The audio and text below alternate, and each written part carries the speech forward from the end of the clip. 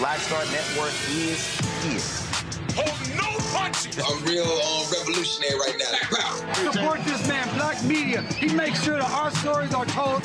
Thank you for being the voice of Black America, Roland. Stay black. I love y'all. All momentum we have now, we have to keep this going. The video looks phenomenal. See, there's a difference between Black Star Network and Black-owned media and something like CNN. You can't be Black-owned media and be scared. It's time to be smart. Bring your eyeballs home. You dig?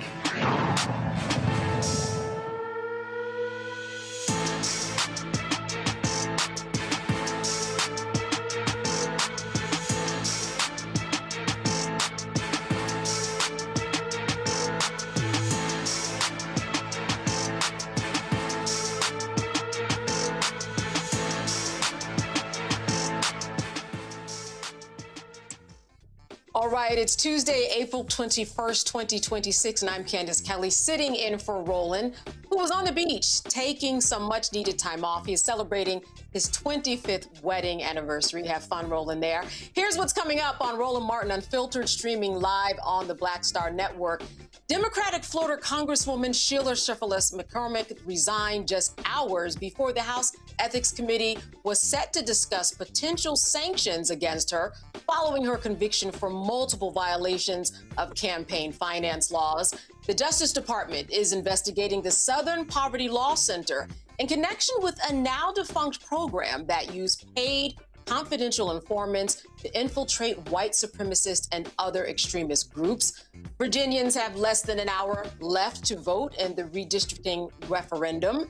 A Texas police officer has been relieved of her duties after a video of her racist rant went viral.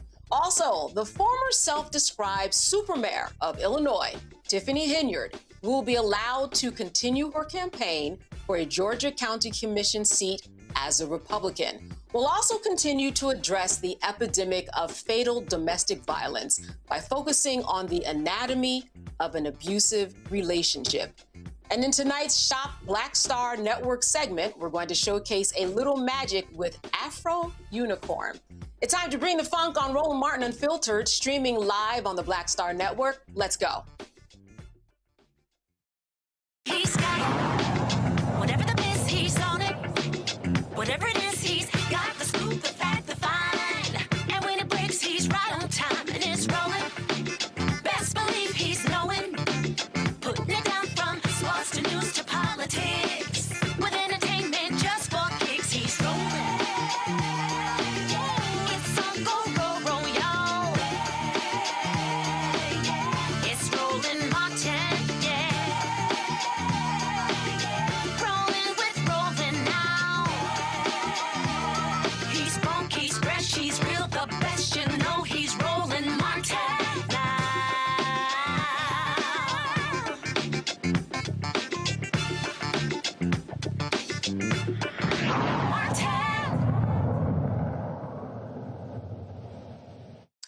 Florida Congresswoman Sheila Cherfilus-McCormick has resigned in the face of corruption charges. The news broke just minutes before today's House Ethics Committee was going to meet for a public hearing to determine a punishment for the third-term Democrat who was charged with stealing $5 million in COVID release funds.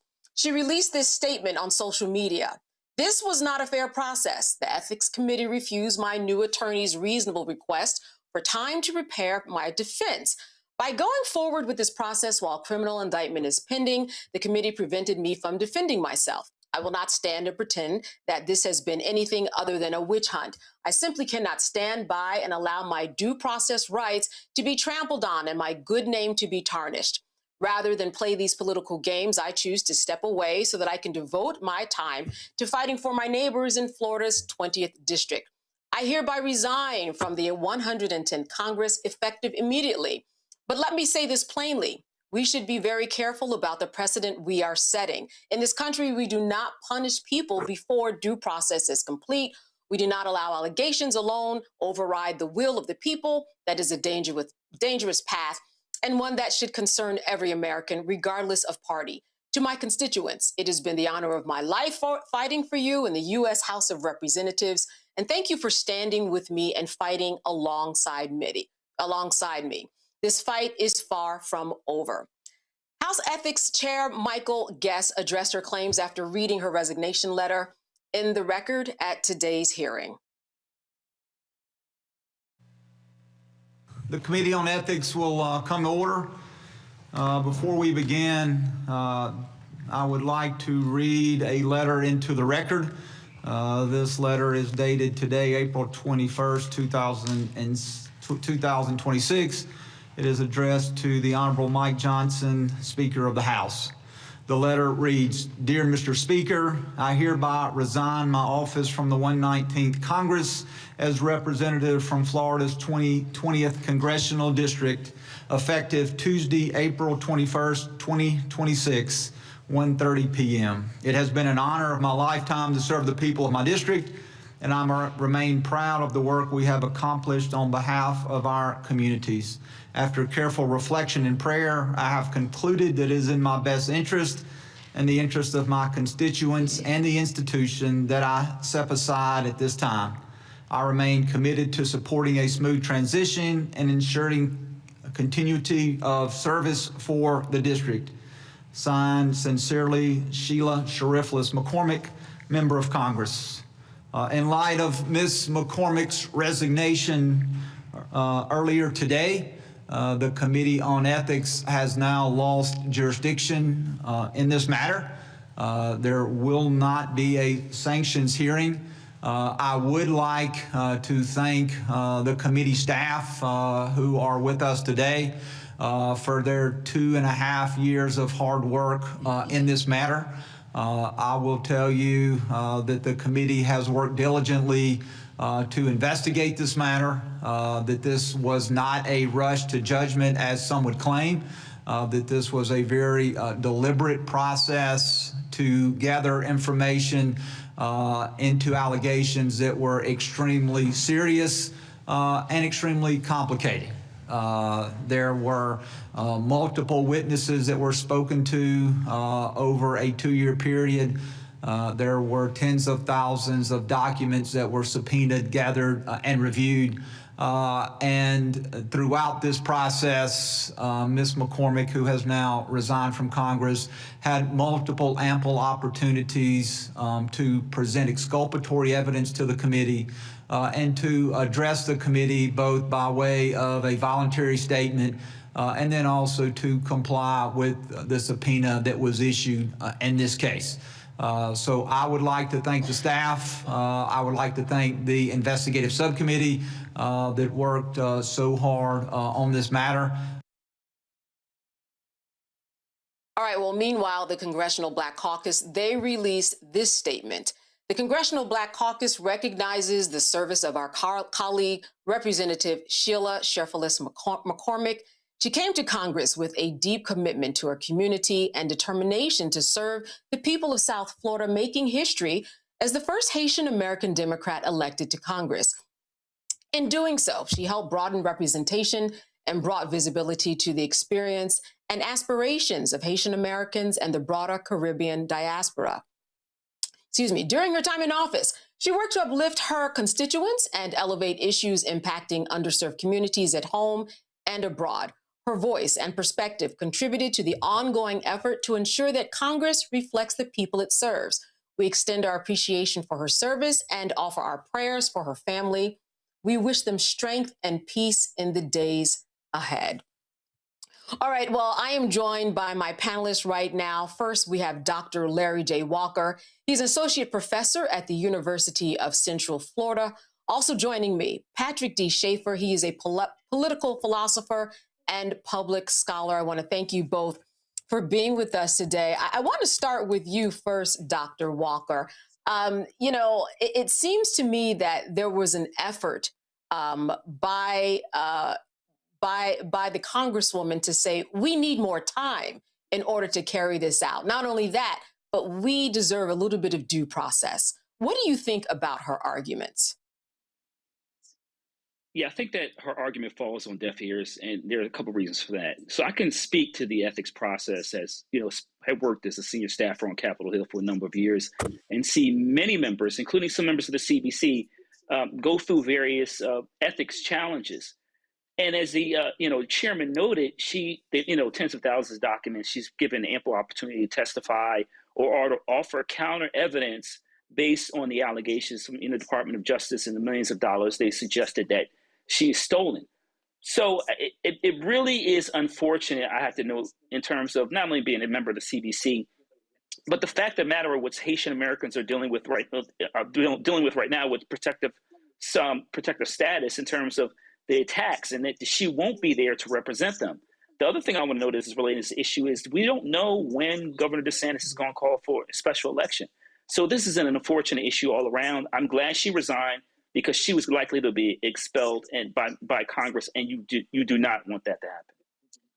Right. You certainly don't want that to happen, Patrick. But when we think about due process and the claims that she is making, what she is saying is that, yes, there's a criminal investigation that's going on, but that hasn't been adjudicated. I'm not guilty. So why are you doing this to me now?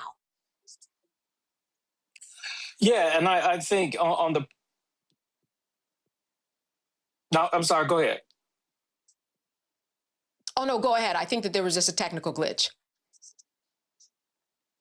No, I think on the premise of that she is innocent, then I think she should have been able to have her day in court if she needed more time, because I think one of the reasons that she said is that she changed lawyers and that they needed more time. I think that for the Democrats, this came at the way wrong moment. And I think that she should have been able to have her day in court. If she is innocent, as she says she was, and avoidance is not full accountability. And I think that's what's missing in this process. Dr. Walker, you touched upon something, and that was this, that, what she's saying really might be falling upon deaf ears, because in terms of the witnesses that they interviewed, the investigation and all the evidence, and the $5 million that is missing in action, she probably had what they call bad facts at the end of the day. The bottom line is, like you hit on, the details of the details. And I think I have to note in terms of how the ethics committee works for those who are watching, you do not, you don't have to go to trial being convicted for the ethics committee to look at various issues. We've seen that just in the last couple of years. A number of members of Congress, unfortunately, have come and currently and in the past have, gone through the ethics committee process. And in many cases, those individuals, similarly we saw today, have resigned. But the reality is that if anyone who's paid very close attention, like myself, to this particular case, is that she's facing very serious allegations. And, this is why she was going up for expulsion. And look, as a former CBC staffer, it breaks my heart to see this situation, particularly, like I said, is a proud, she's a proud Haitian American. But the reality is that she got caught. And the ethics committee, in terms of, like I said, you do not have to go to trial and be convicted for ethics committee to take a look at some allegations. And this is a very unfortunate situation. But it's also a reminder that you have to be careful as a public official, particularly as a Black public official, when you are doing something that allows the state or federal government to look closely at you. Yeah, and I just want to stay with you for a moment before we bring our third panelist who just joined us. And that is that, as you said, as a CBC staffer, this is unfortunate. And I think that their statement was very fair, very middle ground. They didn't go one way or the other. And I would imagine that is part of the process in terms of what you do in the CBC. Absolutely. And I've seen statements like this put out before when other CBC members have found themselves in trouble, particularly for the ethics committee. You got to get a middle of the road statement by the press person for the CBC. And I think that statement you just read and we saw on the screen there, I think it's fair considering the allegations, and says she was likely to be expelled. And once again, the CBC, we know that Black people are held to a different standard.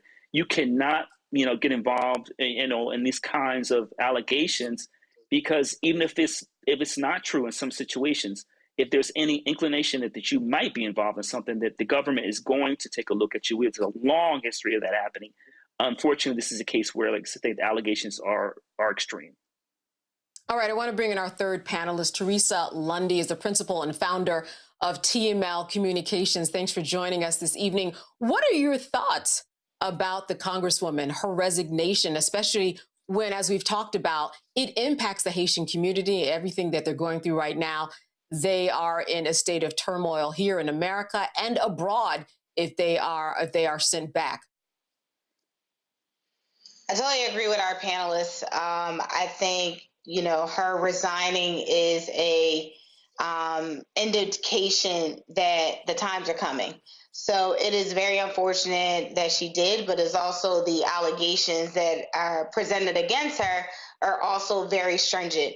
Yes, it is hurting the Haitian community, but we also need to be very mindful of the positions that we are in when it comes to taking on the elected official position, and also making sure that we have our ducks aligned in a row. So if there was any type of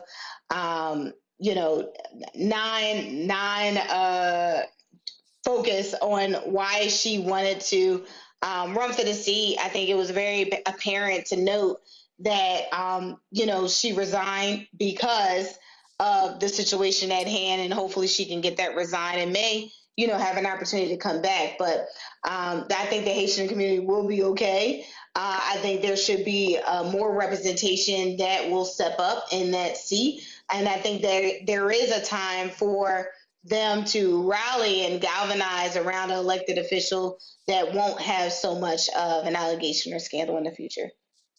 So I want to throw this out to the three of you, and I'll start with you, Dr. Walker. Should the ethics proceedings stop, perhaps, when there are federal or criminal investigations that are taking place? Should those positions switch? Because this certainly isn't a good predecessor for what people are thinking her guilt or innocence is when it comes to her Sixth Amendment right to a fair trial.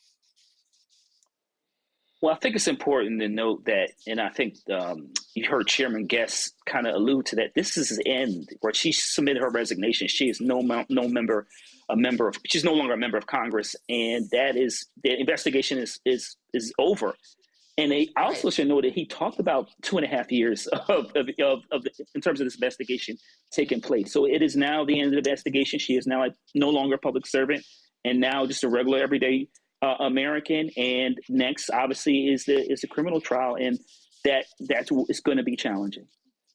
Yeah, okay. So Patrick, I'm going to say this, that we know that when someone goes to court, in the court of public opinion, in the world of social media anyway, it is tough for people to get the right jury selection, the right representation, the right judge who hasn't been in some way affected by what's going on out there. The ethics committee in their process, it just seems to me to be backwards in terms of when one goes to court to have their fair day and trial. Well, the ethics committee has already spoken. They've already been through, 2 years of investigation, as Dr. Walker just said. It just seems backwards to me. And maybe that's just me. There were some comments from people, who are out there. It just seems to me that you are really kind of tarnishing the judicial process that actually really counts. Yeah, and I'm also reminded of the fact that public officials have a public trust, and the representatives, she represented her congressional district, and she had an obligation to them that if these allegations were not true, to see it all the way through, to have her day in court. And I think that resigning is not absolution, and it is not innocence. And I am interested about going forward how this resolves itself if there is a criminal case. Yeah, well, she certainly avoided a lot today by at the midnight hour saying, you know what, I won't go through this process, I resign. And she certainly saved herself quite a bit. All right, we are going to take a break. Stay with us. You are watching Roland Martin Unfiltered. We'll be right back. Virginia, we are counting on you. Republicans want to steal enough seats in Congress to rig the next election and wield unchecked power for 2 more years. But you can stop them by voting yes by April 21st. Help put our elections back on a level playing field and let voters decide, not politicians. This is the responsible thing to do. Help us chart a better path forward, Virginia. Vote yes by April 21st. How you doing? I'm Mark Curry, and you're watching the Black Star Network. That's why I got these glasses on, because that black star is bright.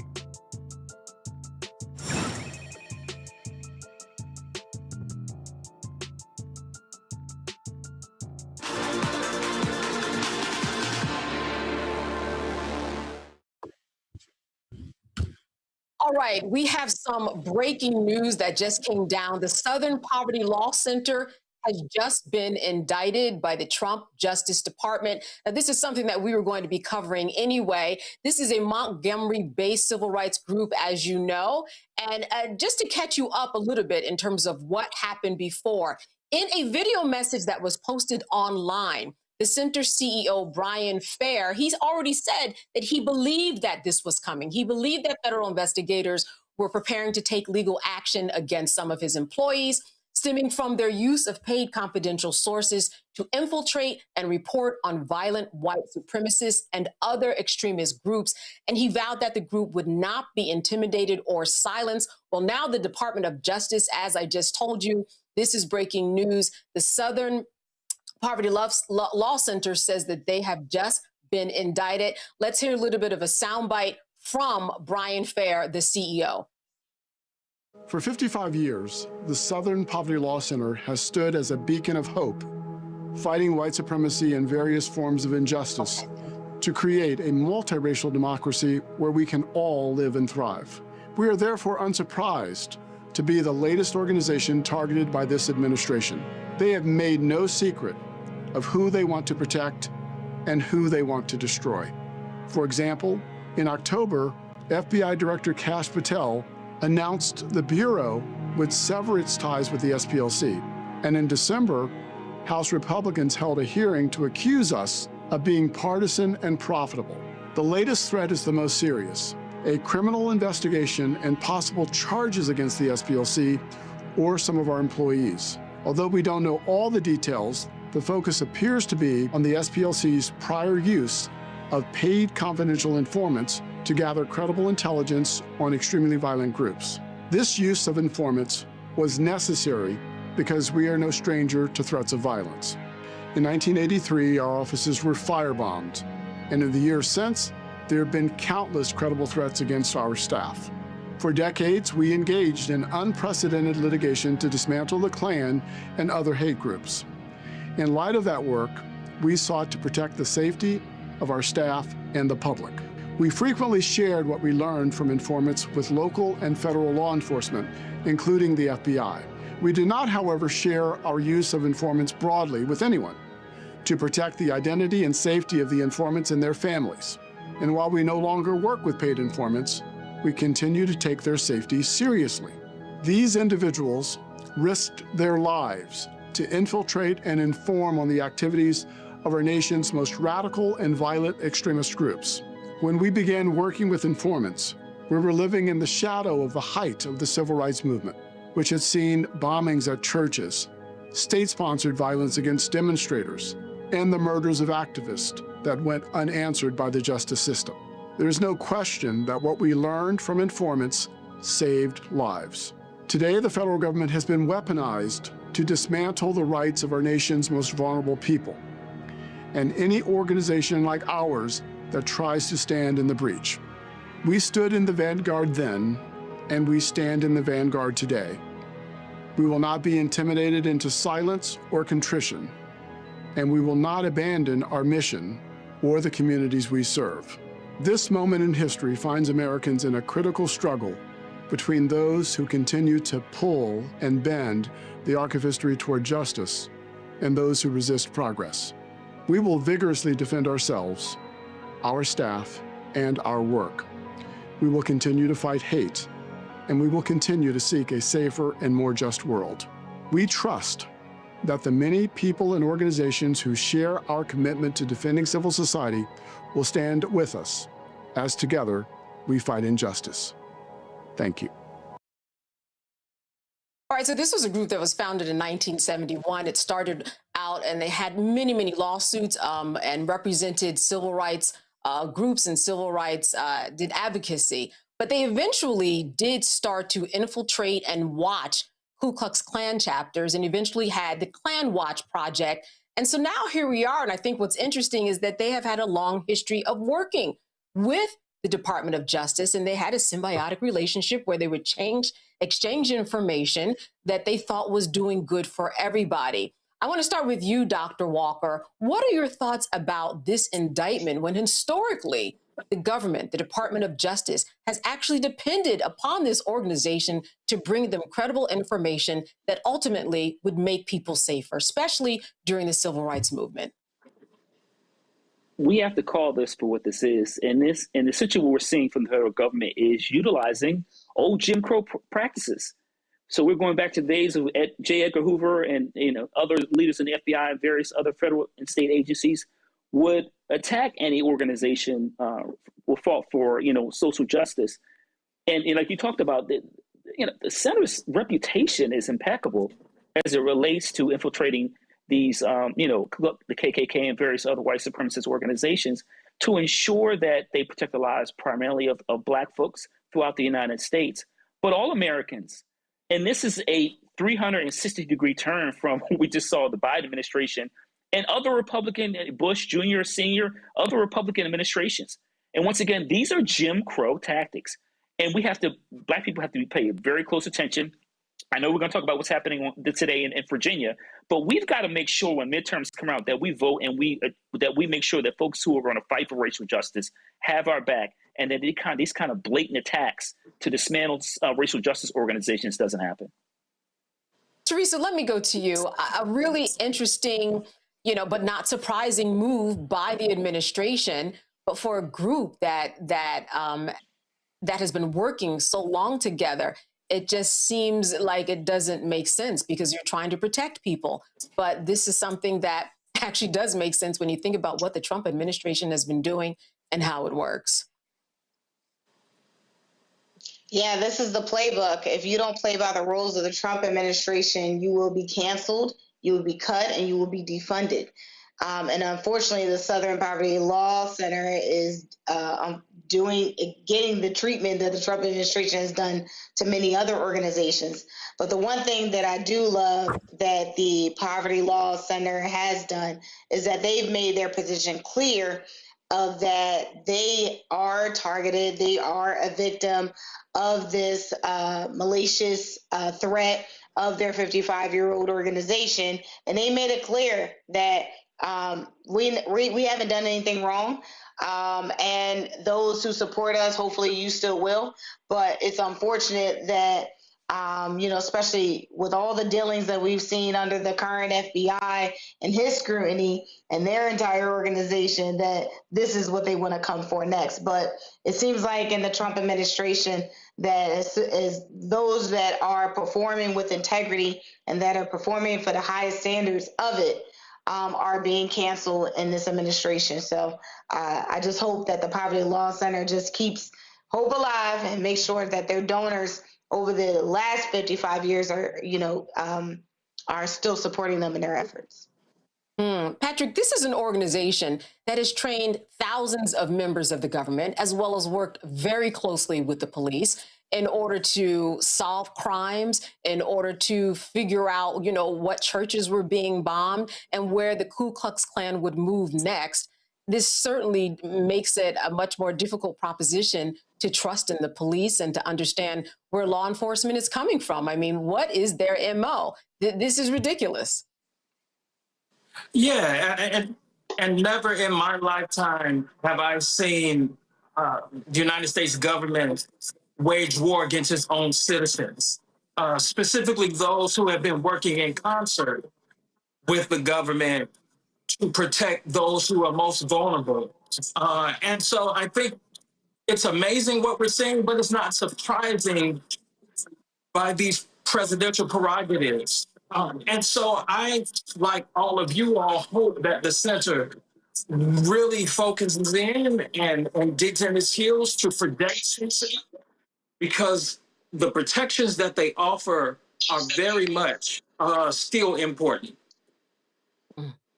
Now, Dr. Walker, there was some controversy as to something that is called the hate map, right? And so this is a map of various mainstream Christian groups. And this was something that Kash Patel said, this is a threat. And because you are looking and classifying these hate groups, this is actually spawning violence and going to spawn violence.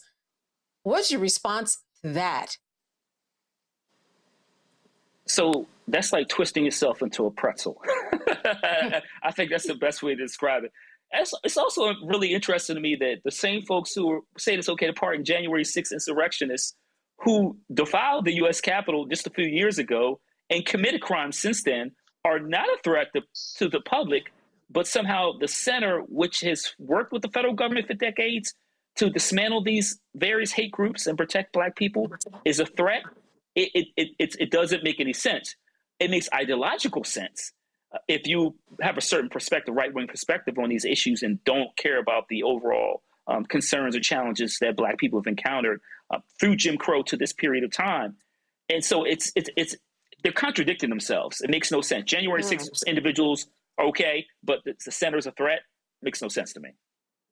Yeah, and Teresa, it does seem like a contradiction because of the fact that you have people who are working for the betterment of society and protecting, people across the country. You work in communications. It seems to me like this is what we've been seeing since Trump has come into office, and just another kind of a media opportunity to just say anything, throw people off their course, take people to court because they can, and just put them through the process, knowing that at the end, it's really not going to amount to anything. This is called the day one strategy of the Trump administration. I've been saying that in inner circles, and I've been saying that externally. If Trump and his team, I was going to say his minions, but his team members want to get folks off of the yellow brick road, figuring out exactly what they're doing and asking too many questions, what they start doing is attacking institutions, organizations, and individuals that are certainly making their mark and have been making their mark for decades in this country. And it's so unfortunate because, as we point out, Southern Poverty Law Center was established in 1971, and their core mission was to help find the issues and some of the concerns that were happening in our communities because they needed extra support. And so when you cut down those resources and institutions and organizations and individuals who are not only just raising their voices loudly, but also proudly to those efforts that are helping those in communities and neighborhoods, it is very clear on what your government is doing for you. And I think it is very clear that the Trump administration is distracting us from something else that is about to happen. But again, I am going to state that because the Trump administration is not funding them and has disconnected them, has canceled them, we want to make sure that we still support them because they are still a nonprofit that can help in other areas. Yeah, that support is always very important. For those of you who just joined us, this is breaking news that the Southern Poverty Law Center has been indicted by the Department of Justice. Patrick, I wanted to ask you this. What does this say about possibly setting a precedent, I would imagine, of other civil rights organizations down the line that they're looking at to indict? Because certainly there are a number out there that do similar work. Yeah, it's amazing that they are criminalizing spaces, particularly led by minorities, that produce knowledge. And so this is just like an attack on any museum that we have that disseminates information to people. What the center had done historically is disseminate information, and what they are trying to do is to erase it. And so I think while we've seen this from the very beginning, I think going forward to every space that we have that produces knowledge that is built to protect us and to arm us with what we need to know and how we need to move, I think they all should be alarmed of why. And this is why I think that the Law Center being able to have its day in court and to defend itself is going to set a precedence of how other organizations should move going forward. Yeah, and again, since this is breaking news, I haven't seen the indictment yet. Maybe I'll look at it in one of the breaks. But I'm very interested as to what the exact charge was, considering that they have been working together for decades. And now all of a sudden we know that in October 2025, they made a change to sever the ties there. Dr. Walker, what are your thoughts about what these charges could even possibly be? I'm like you. I'm fascinated to read this document for an organization that essentially had a symbiotic relationship described with the federal and state governments to identify hate crimes. And once again, it makes absolutely no sense to say an organization that is focused on protecting Americans is somehow now a threat with the change of administrations. But this is consistent once again with an administration is focused on ideology and not focused on what are the basic needs of Americans, particularly Black folks. I want to note that when we talk about these ideas about hate crimes, et cetera, my parents were born during Jim Crow.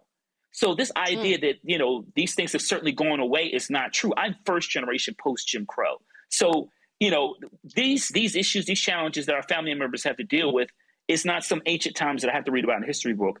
I was just texting with my mother today. So this is real time in terms of Black folks, in terms of the issues, the challenges we've dealt with being in this country and fighting for racial justice.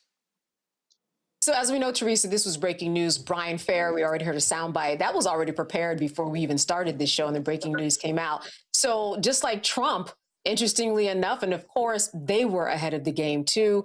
They've been waiting for this, and I just don't think that they're surprised. So obviously a good media move on their end too to get ahead of this. And quite frankly, he didn't seem that fazed. And it's something that they have been facing for a number of years, right? Because people do not want organizations like this to exist. And especially now in 2026, somehow we are in some dysfunctional time where people can say what they want at any time about any organization, especially even when they are trying to protect people. It's interesting. They gather, and again, I'm not an attorney. I'm not sure if anybody here has their legal degree, but it's like they gather evidence on extremely violent groups, and we know that Trump has a past of having relationships with these violent groups.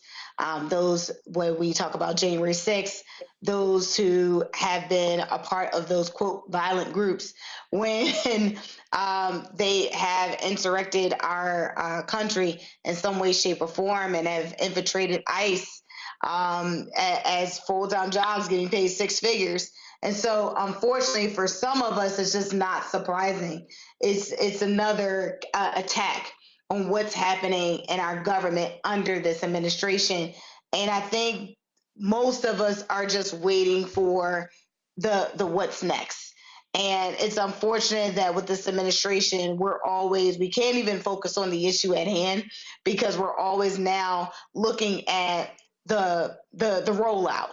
What's the response? Now we got to go to some of the social media posts to get a response because it's not on the official White House press comments, or they're not letting certain reporters inside of these rooms.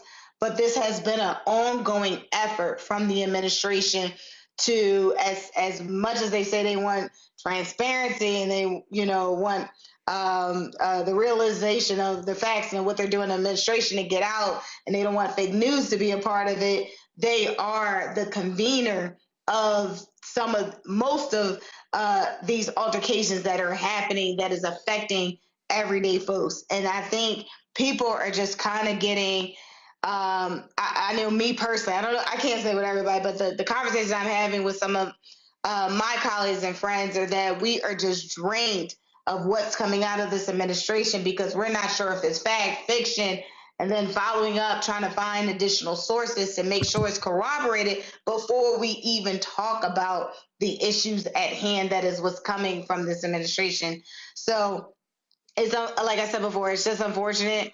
And I think it is a tall tale of the continuous actions that will be forthcoming as that we just have to deal with until the House and the Senate does something. I'm going to look at this indictment right now, and I want to share this with our audience. Here is what the grand jury charges are. The Southern Poverty Law Center stated a mission including the dismantling of white supremacy and confronting hate across the country. However, unbeknownst to donors, some of their donated money was being used to fund the leaders and organizers of racist groups, including the KKK, Aryan Nation, and the National Alliance. Their paid informants engaged in the active promotion of racist groups at the same time that SPLC was denouncing the same groups on its website. Now I'm putting the question marks in here. As we go down here, let's see, talks about the donors. It talks about the intelligence reports. Let's see. Then it goes, what's that? Okay. I'm looking on page 3 now. Starting in the 1980s, they began operating a covert network. All right, there we're just getting the facts there. They talk about paying other people in a clandestine way. And I think really what we're getting here is that the donors were somehow a part of a scheme unbeknownst to them. The objective of the scheme was to obtain money through donations through materially false representations and omissions about what the donated funds would be used for. That seems to be the crux of this. Patrick, I'm going to give the baton to you. What are your thoughts about this indictment? That is quite a word salad, isn't it? Yes, what it is that? That absolutely means, and that is about as coherent as the public policy that comes out of this White House. Their ability to make up narratives and to spin some stories that really support their own political ideology is absolutely amazing. And if this is what they are being charged with, then I fully expect them to have their day in court and be vindicated, because that absolutely makes absolutely no sense for them to raise donations so the donors can work against what the organization is for. That is absolutely ridiculous. Let me say I'm going to page 8 here. It looks like all of the charges, which are count 1 through 6, all of them are wire transaction charges, some in the amount of $4,700, $1,000, $1,200, $2,000. Then they've got count 7 through 10, false statements to a federally insured bank. So what they're really saying is that the purpose of opening these bank accounts was for some type of fictitious and false transaction. And so on page 8 of this indictment, if you are looking this up right now, this is where we have those first counts, and it all has to do with money. Dr. Walker, what's your immediate feedback when you hear about this? It sounds like they're trying to get them things like wire fraud and other accusations. Listen, I'm not, and I know you're an attorney, I do not have a JD, but I have read many legal documents and, other scholarly works in my day. And I got to tell you, my colleague hit it right on the nose. This is, the writing is terrible, first of all. Can I just say that as an academic? The writing is terrible. It makes no sense. The other thing is, once again, I make the point, this is about ideology. And when you're often center everything in ideology, anything else that makes sense doesn't. And you're singly focused on going after an entity or individual or individuals, and in this case, the center. And they've created this embarrassing document. Doesn't sound like a first-year law student would have written, in my opinion. Teresa, as I look at this, remind the audience that we are upon some breaking news here with this indictment that we just got, the Department of Justice against the SPLC, mostly wire fraud and bank fraud. All of this has to do with money. All of this has to do with wire transactions, which, as we know, once you cross state lines federally, now you're in federal jurisdiction. And so they are getting oversight and authority over this. What are your thoughts? I'm now more intrigued than ever to hear what the Poverty Law Center will be saying on the stand.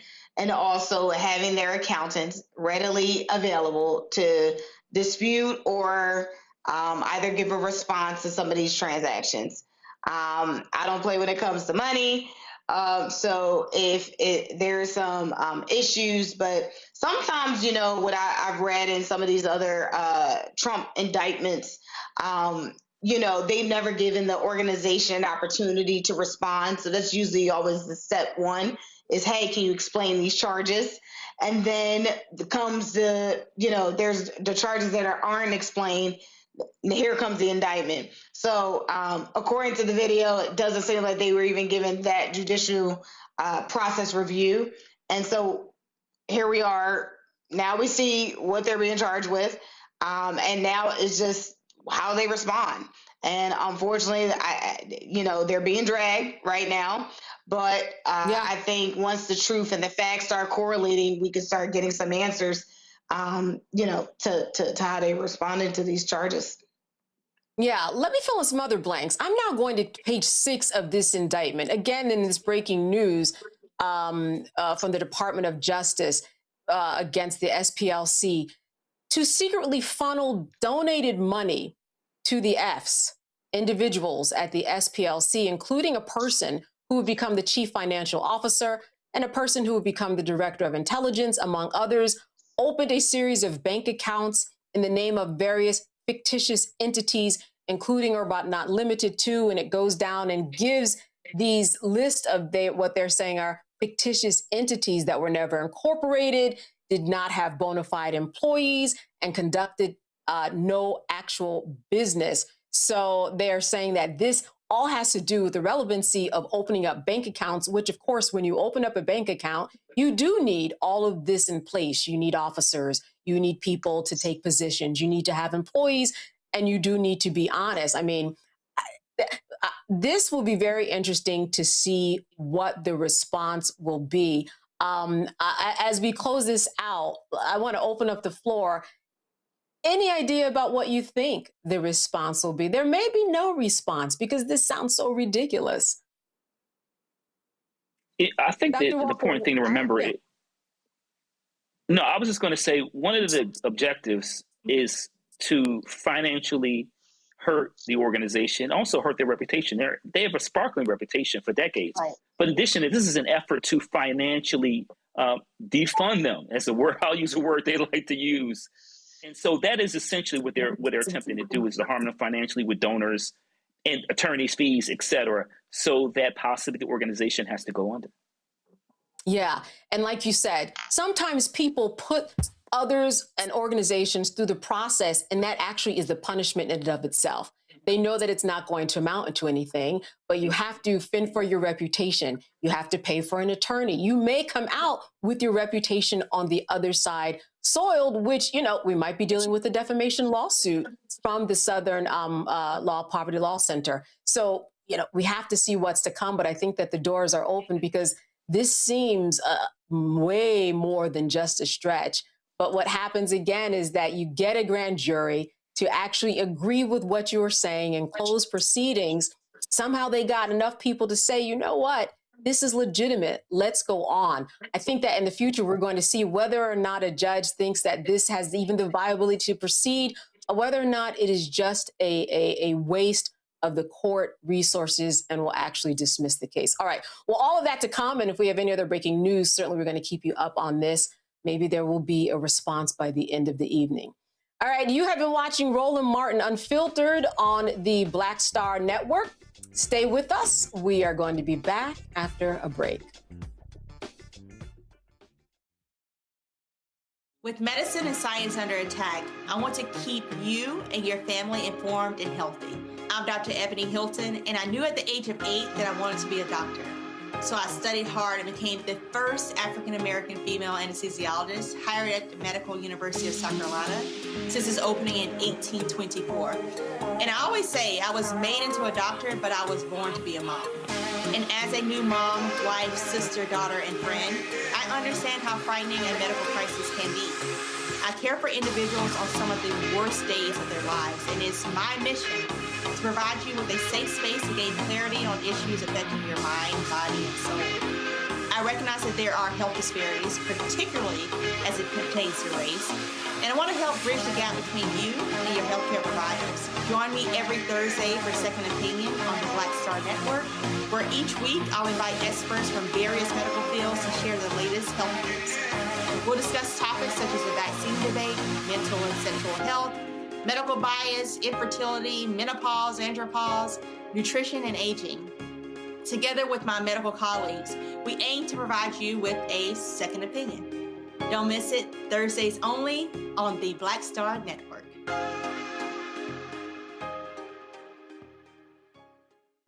Hi, I'm Swain Cash, Basketball Hall of Famer, and you're watching Black Star Network.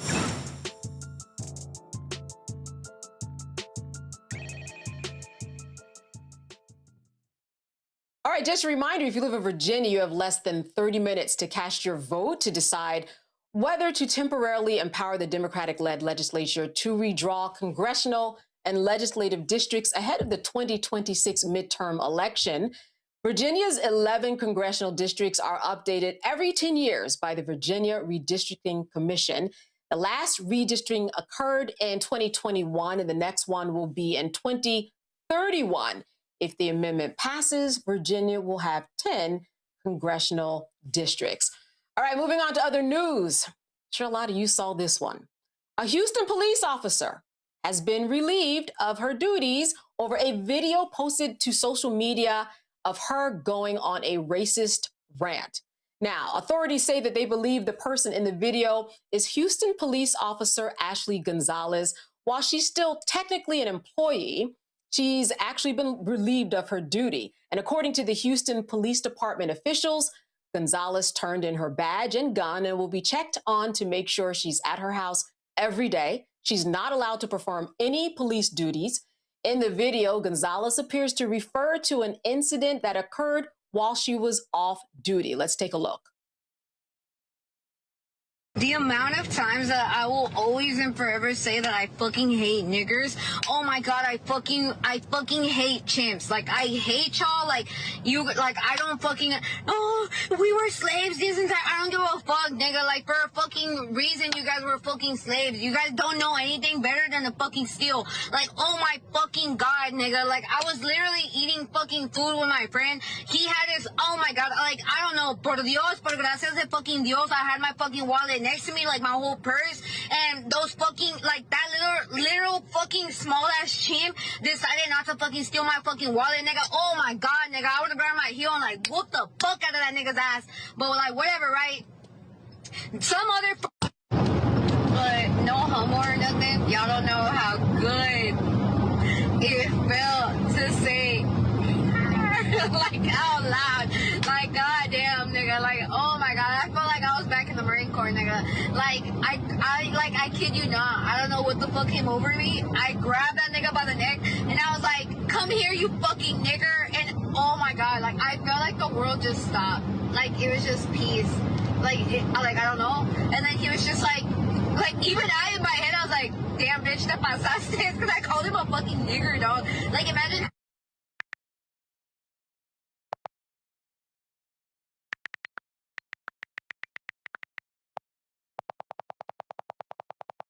How many fucking downtown chimps were there? They could have beaten my ass. And then he like stops like, you did not just call me a fucking nigger. I was like, you're a nigger. I was like, oh my God, like you're a fucking nigger and I called you a nigger. Like world peace, bitch. Nigger. And I was like, what the fuck are you gonna possibly say? Like, are you gonna call 911 because I called you a fucking nigger? No, right? Oh my God, nigger. I don't know, this shit didn't record, but it was like, I'm kind of glad it didn't record because it was like me expressing how much I fucking hated black people after this. Like, dog, like, let me get a fucking black person on a 911 call tomorrow, especially. Bitch, you're going to fucking jail. I don't give a fuck. You're getting treated like bunch of fucking shit because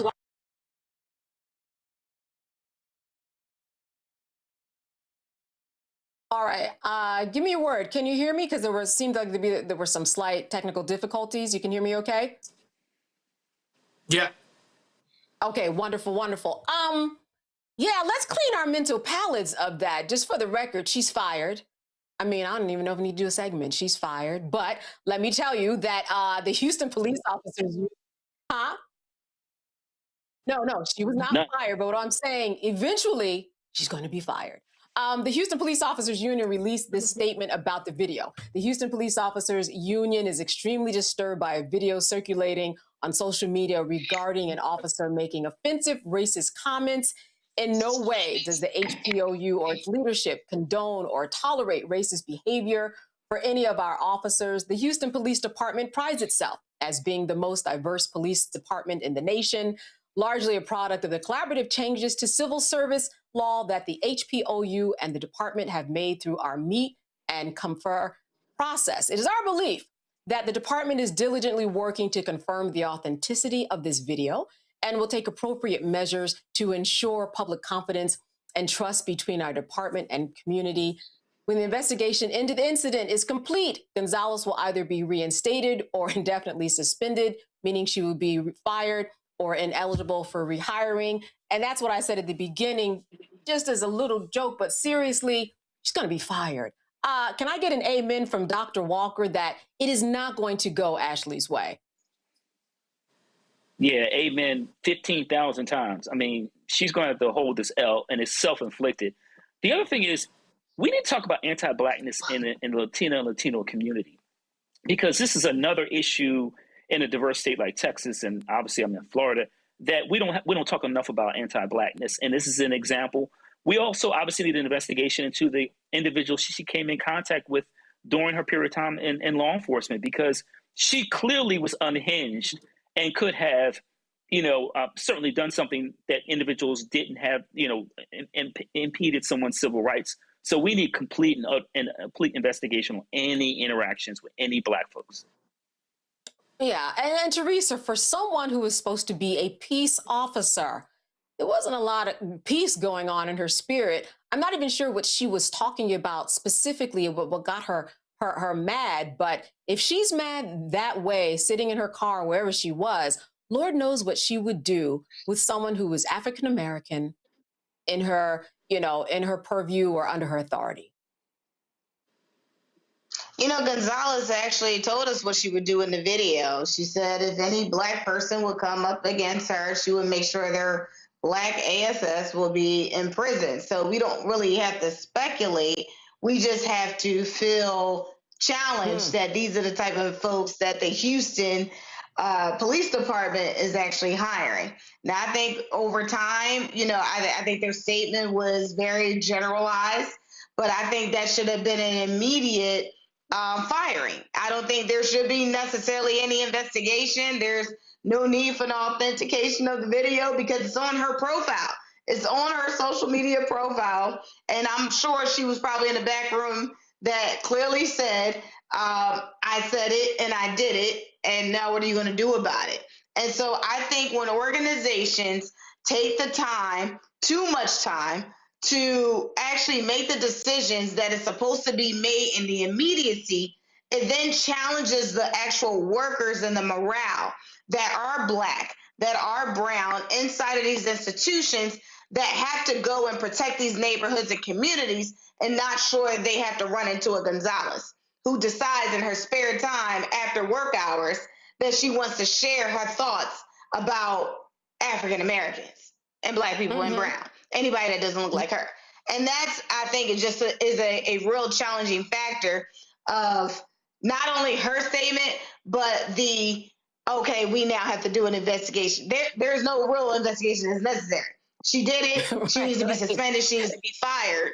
And we need to conclude her dialogue because, one, it was offensive, but two, to the African-American workers who are day-to-day making sure in a diverse, that's what they said according to the statement, in a very diverse law enforcement environment that are in neighborhoods, that are in communities, that are supporting African-American communities and their initiatives, block parties, events, whatsoever, that they have the protection and the safety that they need to make sure that if they don't raise their hand the wrong way, that they're not only getting arrested, but also beat and unfortunately some other things that happen. So I think the actual statement from the Houston Union Association should have been a little bit more better and more stern, or just don't release a statement at all. There's no statement that's needed unless she's fired, and that's the end of the story.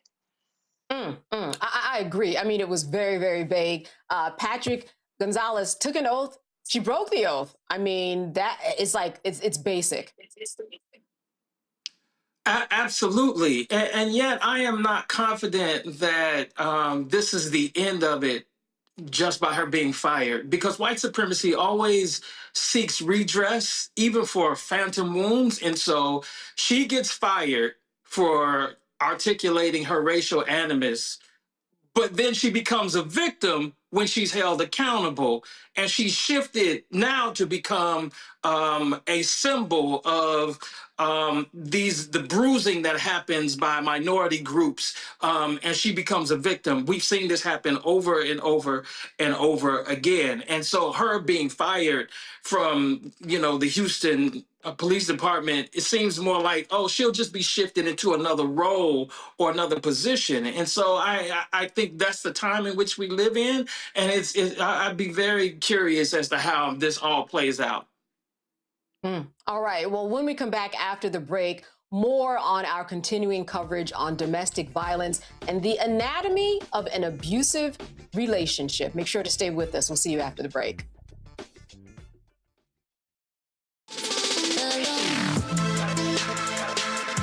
Hey, y'all. Welcome to The Other Side of Change, only on the Black Star Network and hosted by myself, Bria Baker, and my good sis, Jamira Burley. We are just two millennial women tackling everything at the intersection of politics, gender, and pop culture. And we don't just settle for commentary. This is about solution-driven dialogue to get us to the world as it could be and not just as it is. Watch us on the Black Star Network, so tune in to The Other Side of Change.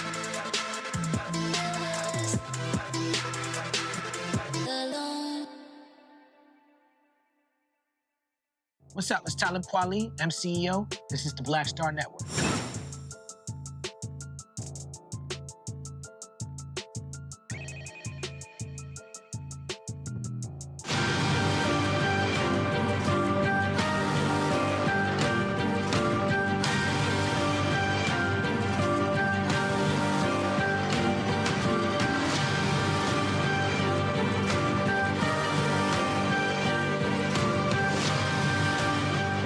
Seen too many Black women killed at the hands of a man who claimed to have loved them. We're talking about sons, boyfriends, husbands who have cut short the lives of mothers, sisters, wives, girlfriends, aunts, and grandmothers. Some have made headlines, but others have gone without the spotlight. So here are a few. Cerny in Fairfax, Tynice Friday, Felicia Barnes, Mary Major, Nancy Meteor Bowen, Precious Johnson, Barbara Deere, Danielle Graves, Tammy McCullum, Monica Scott, Ashanit Allen, Ashley Robinson, Trinell Collins, Devonta Curtis, and Tamika Kamwani.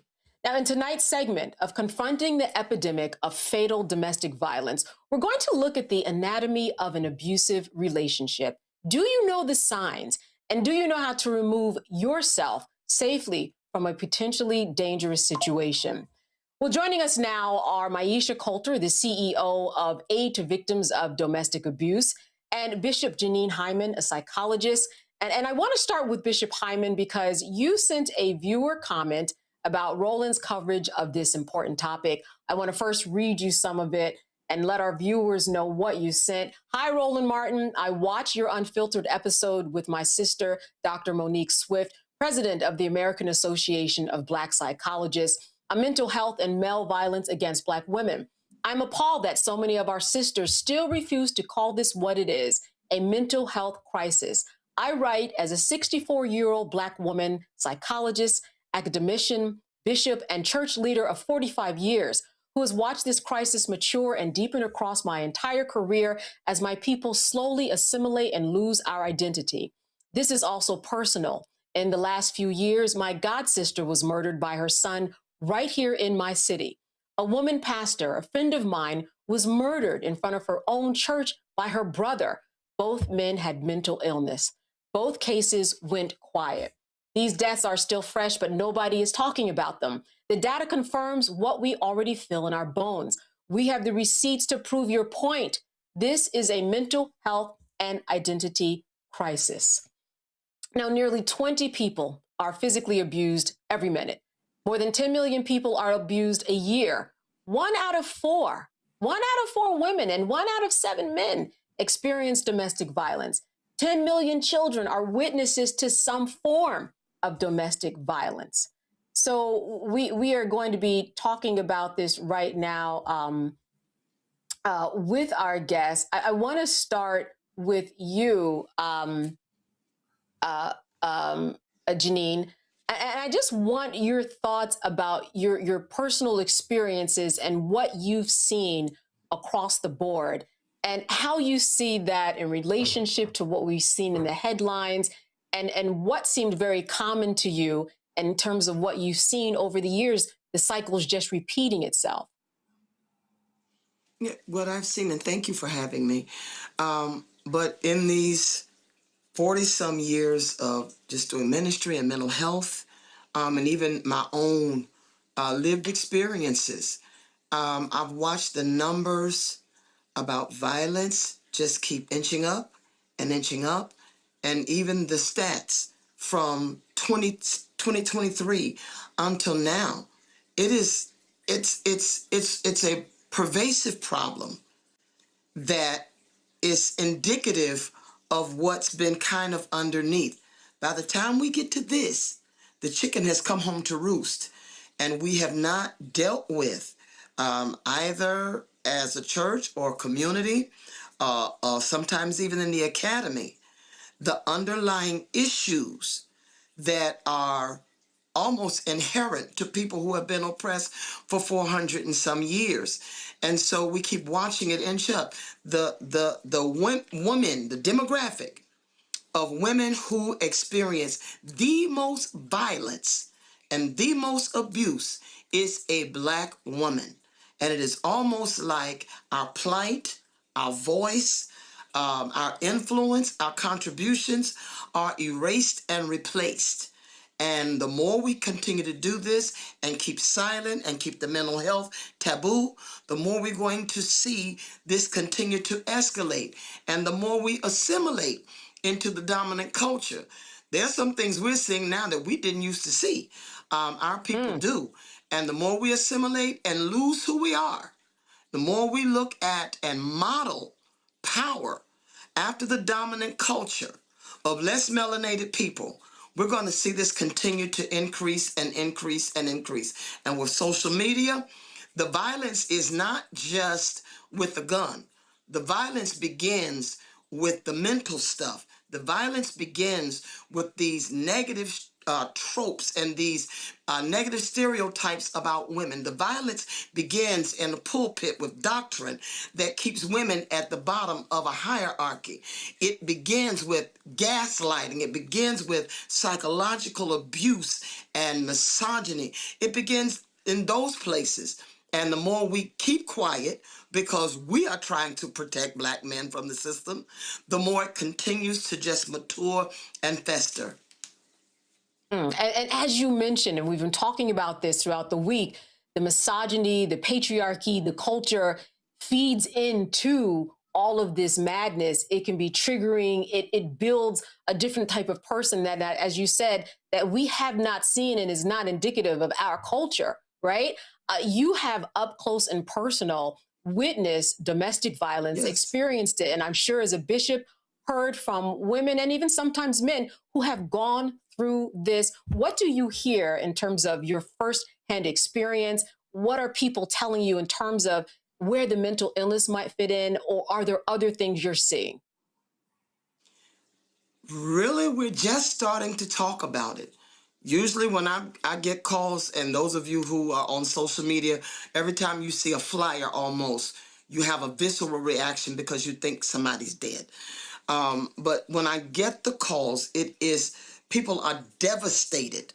And then they try to kind of use our faith, to kind of hyper-spiritualize it.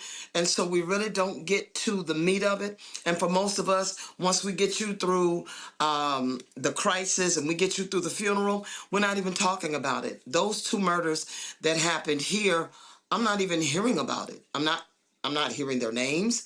I'm not hearing any more about what happened. It kind of goes back to this mum's the word.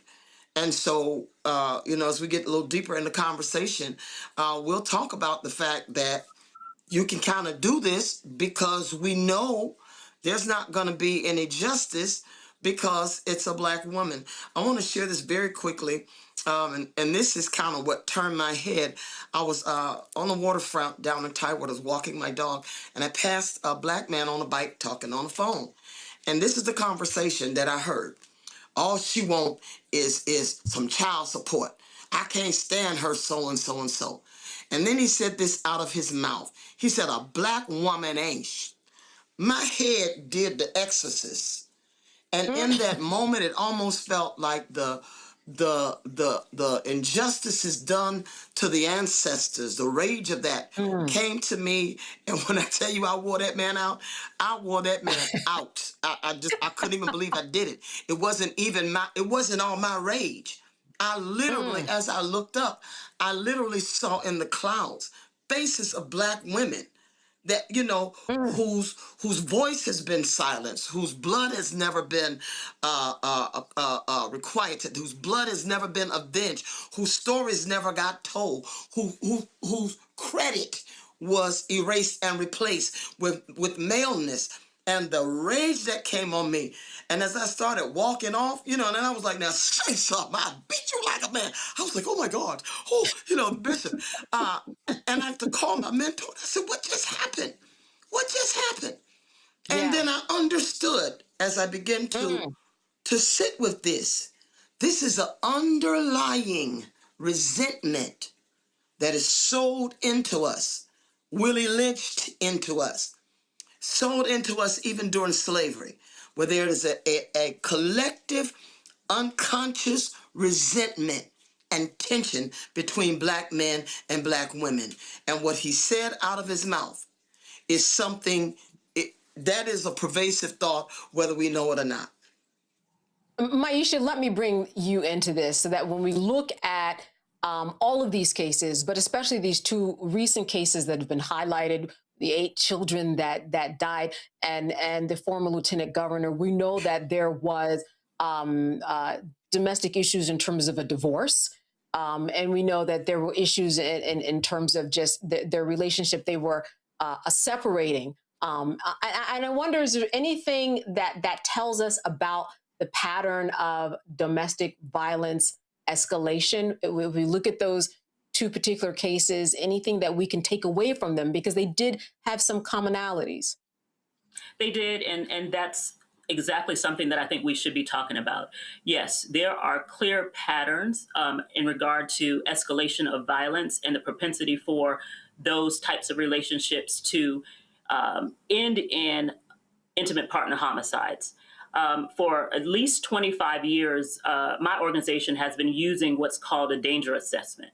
And that's an opportunity for a person who is in a situation where there is intimate partner violence to assess whether or not there are signs and factors that might indicate the level of risk that they are in while either staying in that relationship and or trying to leave the relationship.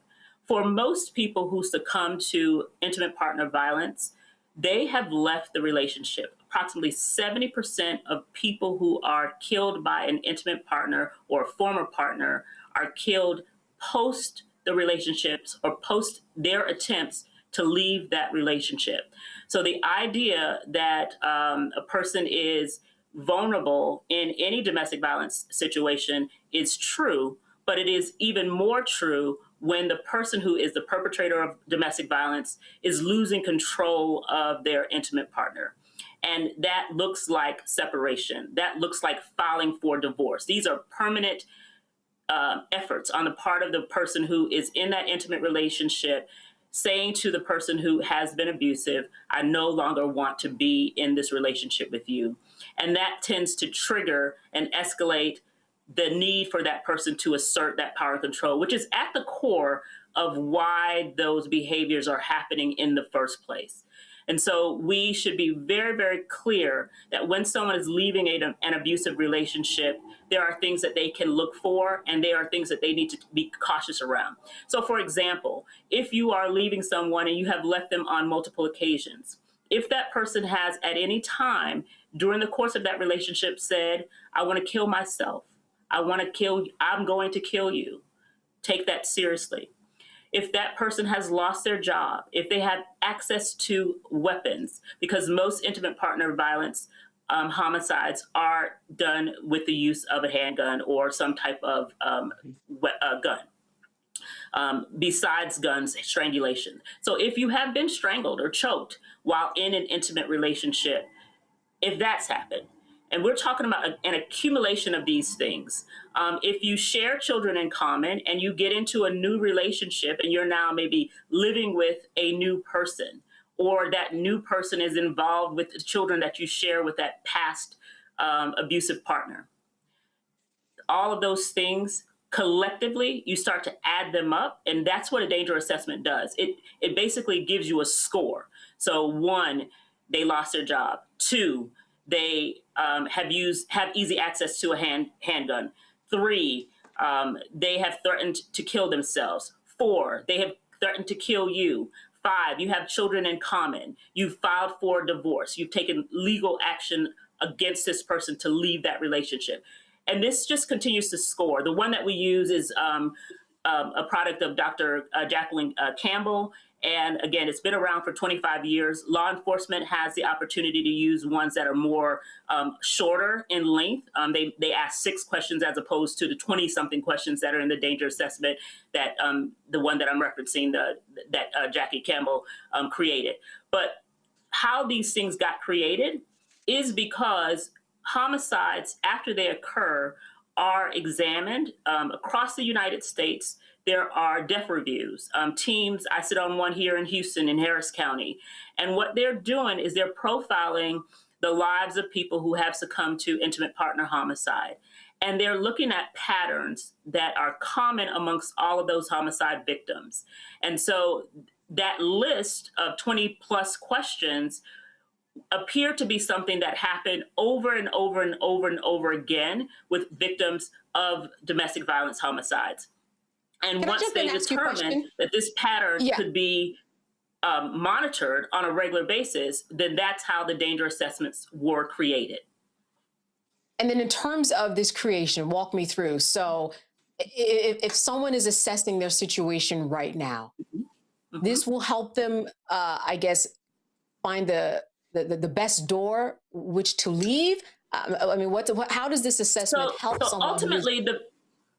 Ultimately, the danger assessment is an opportunity for them to safety plan. And safety plans are, let me look at my particular situation and my particular circumstances, my resources, and see what are those and how can I help to keep myself safe, to keep my children safe while I leave this relationship. For some people, that may look like leaving in a very covert, quiet manner, going into hiding almost. And then for others, that might mean sounding the alarm, going and getting a civil protective order, letting everybody know that the domestic violence has occurred, because domestic violence thrives in 2 things: fear, secrecy, and, well, I should say 3 things, and shame.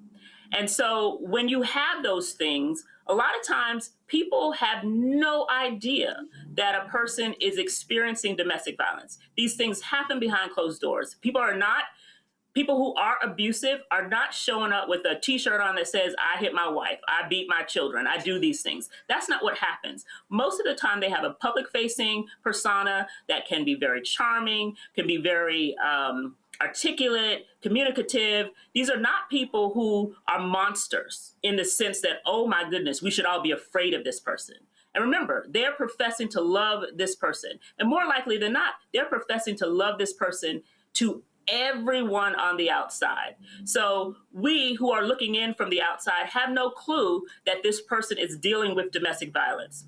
And they don't want to admit that they're dealing with domestic violence for a number of reasons. One, the shame of it.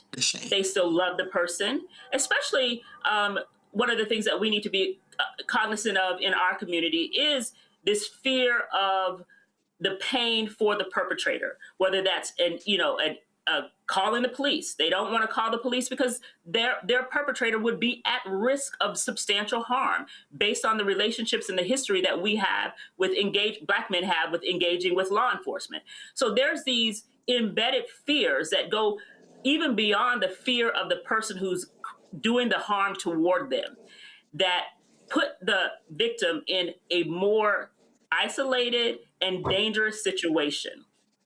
So what we're thinking through is, once you have determined you are at risk, you are not just at risk for harm, you are at risk for lethality. That's what the danger assessment is assessing, not just that, because they already know that domestic violence has happened, but they're now acknowledging that it's escalating, that they want to leave, that this person has threatened them, that this person has nothing to lose because they've lost their job or they've lost community, or people are now maybe aware of their identity as an abusive person, which again, that had been hidden, that had been protected by the survivor for sometimes months, sometimes years.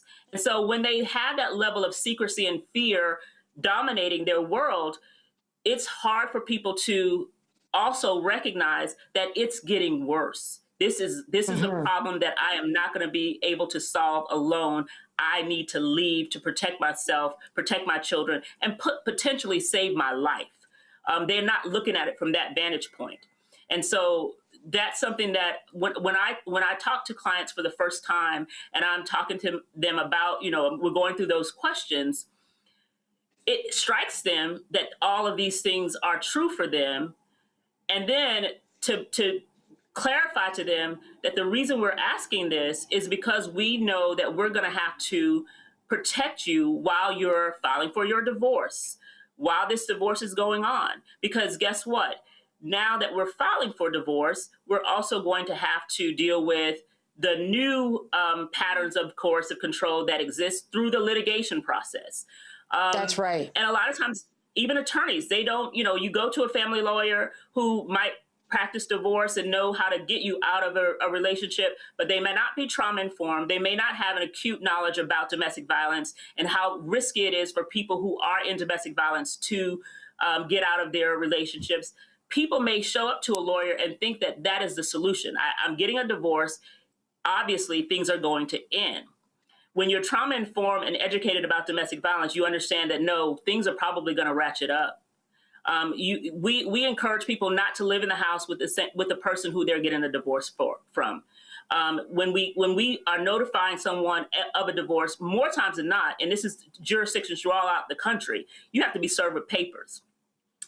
Those service of papers, that's an opportunity to trigger that out of control, loss of control by that abusive partner. And that trigger can ultimately catapult that person into taking those very dangerous and lethal acts, which in the two cases that we're talking about, clearly that was a part of that dynamic. Without knowing more, we know that both cases involved a pending divorce and yes, the requirement to come to court, in a very short period of time. Yes, absolutely. Bishop, I wanted to bring you in here because I heard you saying, yes, that is a trigger. Is this something that you think with this conversation now that you're going to see more people come to you for advice? And if so, does the church have the resources these days? Because as you mentioned, many times people do not want to go to anything that has to do with religion because of the way that religion puts women down on the bottom of the ladder. There's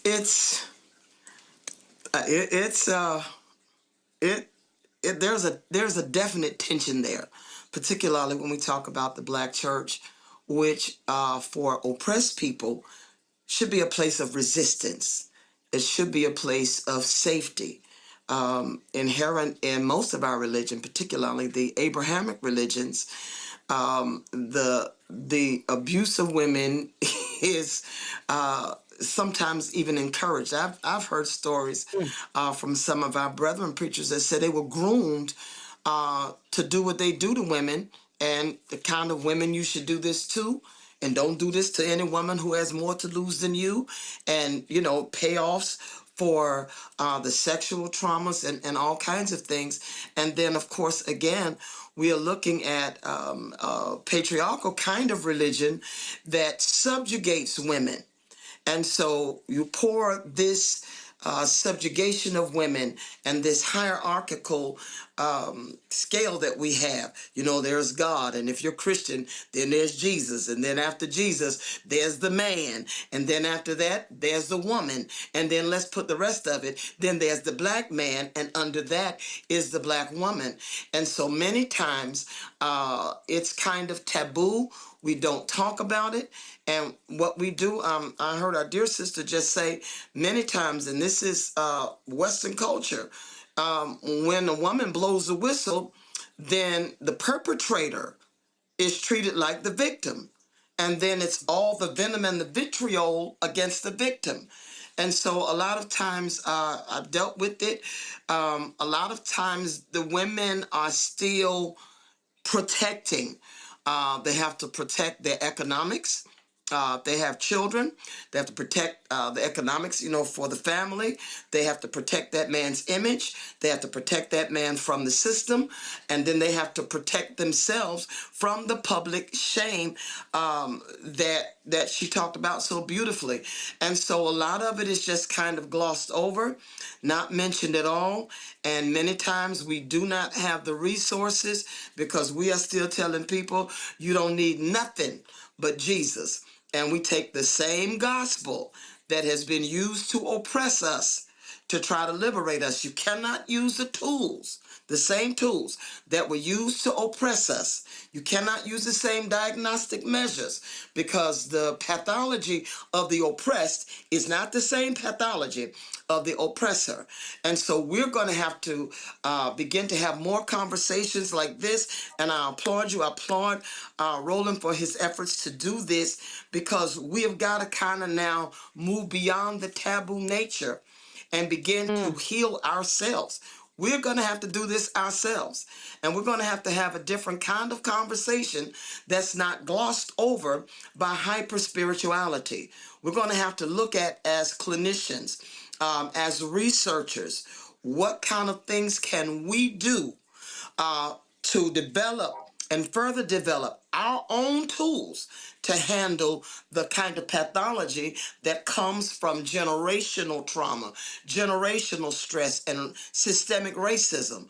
We're going to have or go back to some of our black writers and our black authors and some of our ancestral voices and return to black values where the feminine or the divine feminine has always had placement. And so we've got a lot of work to do, but we've got the people to do it. We're going to have to take care and going to have to bring healing and reformation and transformation to ourselves. Our faith cannot be used as a tool to escape the ugliness of our collective pathology. Our faith now must be used as a tool of resistance. Maisha, let me ask you this, and thank you, Bishop, for those words.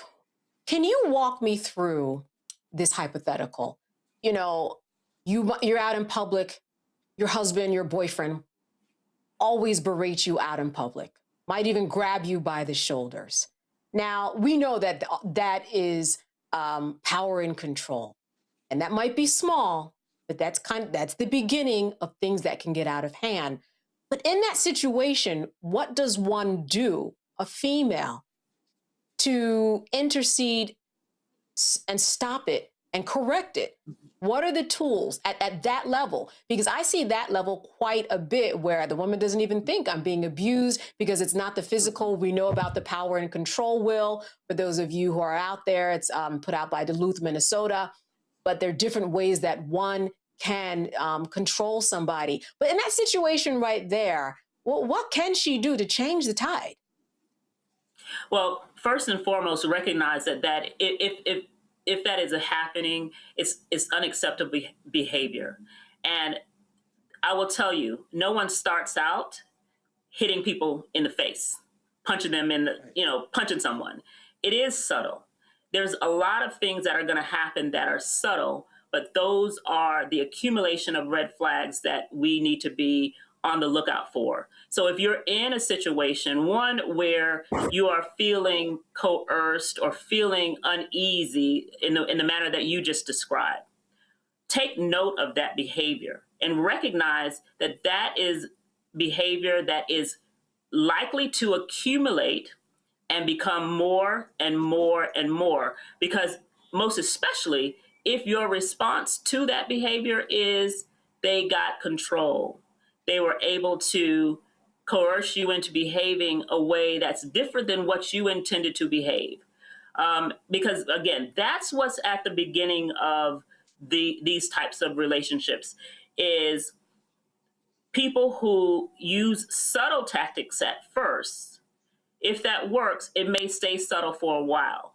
But if it doesn't work, then it's just going to escalate to more and more and more. And what you described is only the tip of the iceberg. There's a lot of things that happen early in relationships that people need to understand the accumulation of red flags and how those things can ultimately end up in, oh, I'm in an abusive relationship. People who enter relationships absolutely. So, and let me give you a couple of things that stand out in my mind and that I've experienced working directly with survivors for as many years as I have. Relationships that move quickly.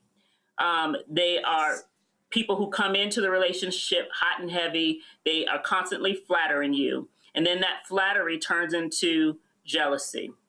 They insist that you spend time with them to the exclusion of your friends, your family.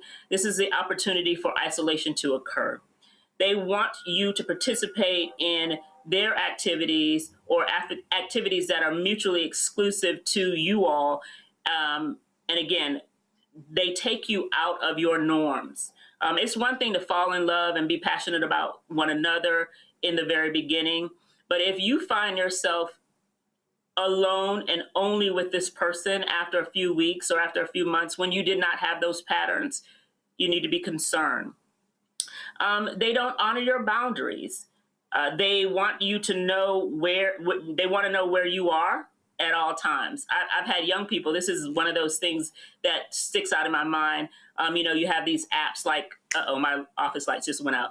You have these apps like Snapchat where it's cute to take a picture of yourself wherever you are. Take a picture of yourself, doing whatever.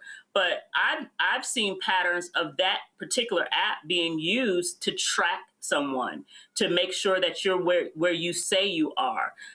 Those are all these very subtle things. Again, it's okay for you to spend time with a person and when you're falling in love and you're learning who each other are. But if, again, you are isolated, you can't spend time with anybody else. If everybody who is around you are no longer good people that you can, there's a problem with your best friend, there's a problem with your cousin, there's a problem with your mother. Something is wrong. We don't necessarily take that to heart. And that's where the trouble begins. It's not recognizing that those are red flags for people who are ultimately going to assert power and control in your intimate relationship. Inside of that intimate relationship, what do outsiders do? Let's say a family recognizes this. How do you go about helping someone and maybe help them recognize it? Because like you said, typically people in domestic violent relationship, they don't want to talk about it. They are ashamed, but what can you do when you see clear signs that the person is a victim of domestic violence? Well, the first thing that you do is keep an open line of communication, because if you do learn that things have escalated and that they are going in a negative direction, the worst thing that you can do is turn away from the person when they have communicated to you something is wrong. A lot of times what happens, remember we talked about that shame factor of domestic violence. You don't want to have someone disclose to you that, I'm concerned about his behavior. I'm concerned about him doing this. And your response be, you need to get out of that. You need to leave him.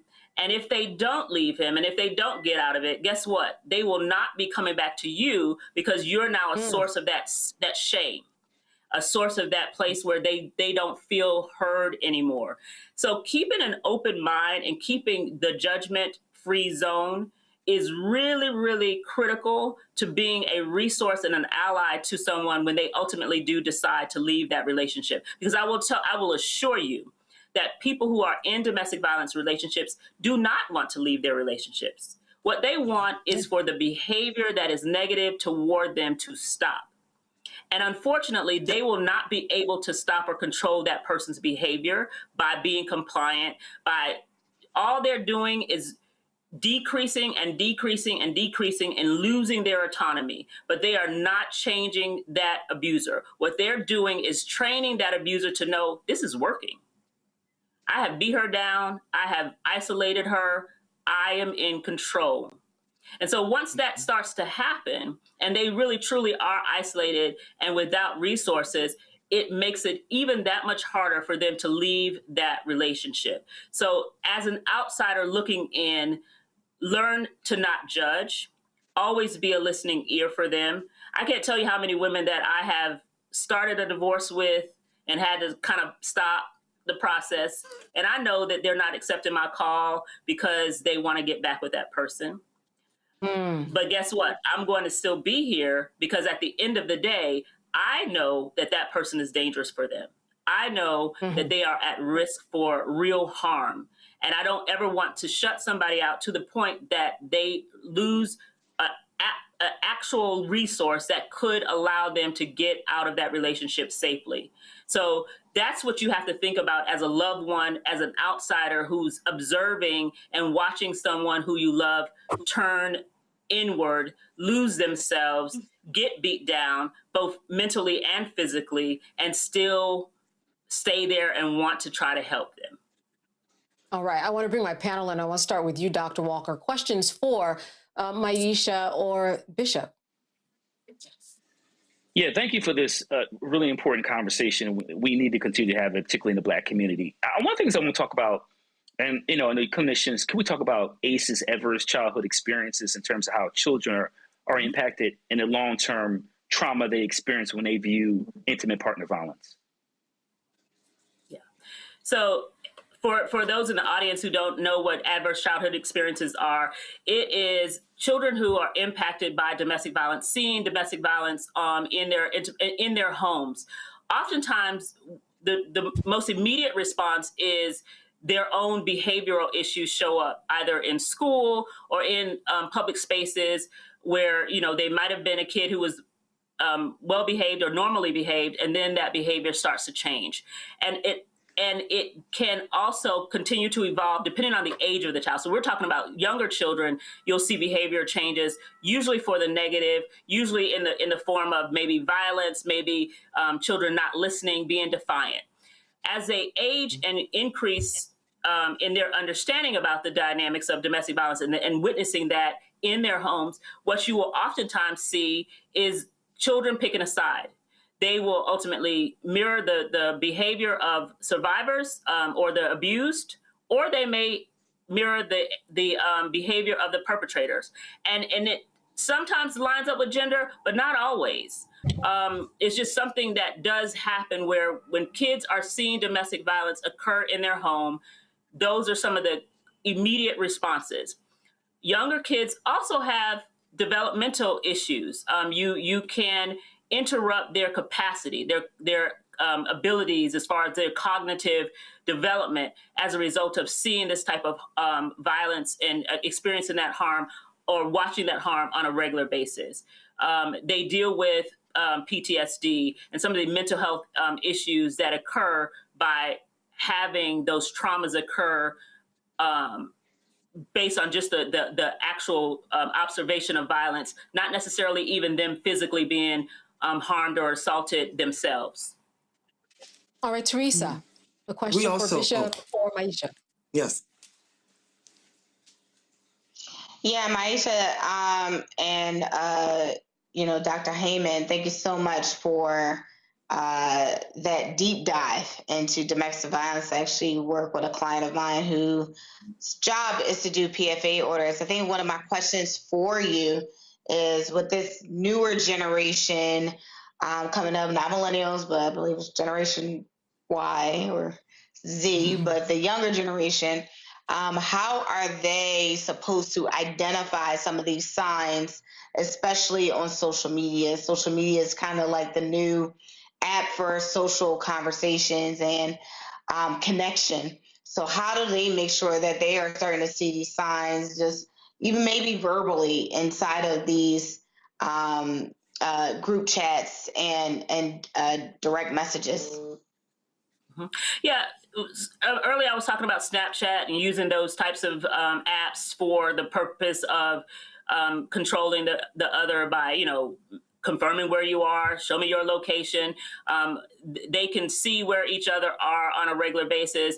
And in the past, we didn't have those easy ways to, for lack of a better word, stalk someone, right? The communication style in social media, how you're communicated to, what do the DMs and the direct messages look like? Is the same type of verbal abuse being used through text messages?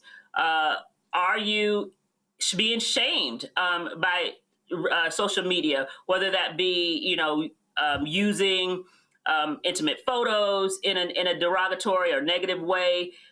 Those are things that are happening with our young people on a regular basis, and they're not necessarily identifying those things as coercive control. They're not identifying it as domestic abuse. They just see it as that's what's happening. Oh, I can't tell you how many times, oh, miss, he's tripping.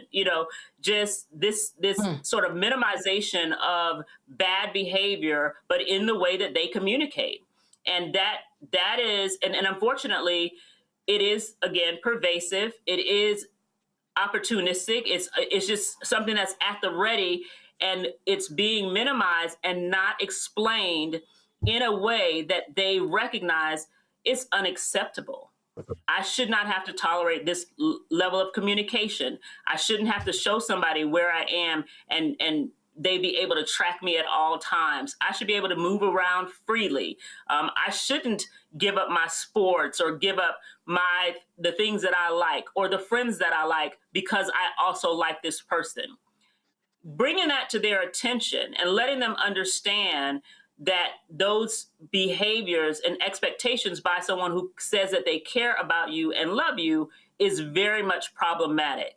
You want to be in a relationship where you are encouraged to be your best self, whether that is if you are into being in, plays at school, in the band, playing a sport.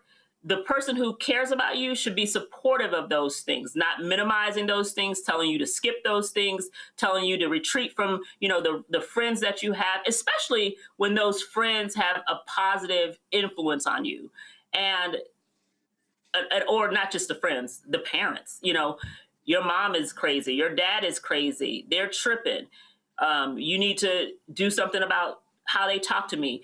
Those things are actually happening with our young people. And again, they're not making those connections. So we need to, again, keep those open communications with them, have the dialogues, watch television shows where behavior of their peers are negative.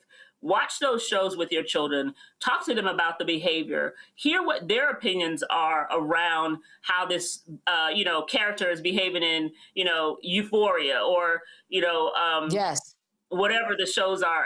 I have a 15-year-old, so I'm kind of into understanding things from their vantage point as much as I possibly can. But that's from a parent to parent. That's what we should be doing, is we should be engaging as much as we possibly can, keeping dialogue with our young people, and not, again, we can judge, but we have to judge in a way that doesn't offend to the point where they isolate themselves or break that communication. Or if you know that you have a reliable friend or reliable family member that they will communicate with, then encourage that dynamic. Whatever you do, do not break the lines of communication, and educate your children as much as you possibly can and influence them as much as you possibly can about what healthy relationships look like, what should be the communication that you receive someone who again, professes to love you, care about you. How should that look? Model that behavior as much as you possibly can. Can I jump in here for a second? Yes, Bishop, please go ahead. Okay. I think also it is important that we understand that as much as our children are exposed to violence and to social media, we're, over a third of young people in 30 countries are reporting about being cyberbullied and all of this. They begin to skip school, and certainly we begin to see certain behaviors of acting out in the school. Beyond this, we have to look also at the conditioning of our children who hear the violence in the music. They see the violence modeled online, the videos, in the comment sections, the viral arguments between couples and things like that.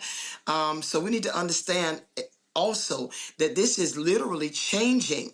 Something up in front of them is literally changing the neurological pathways of the prefrontal cortex. And so while they are looking at mature stuff, their brains have yet to mature.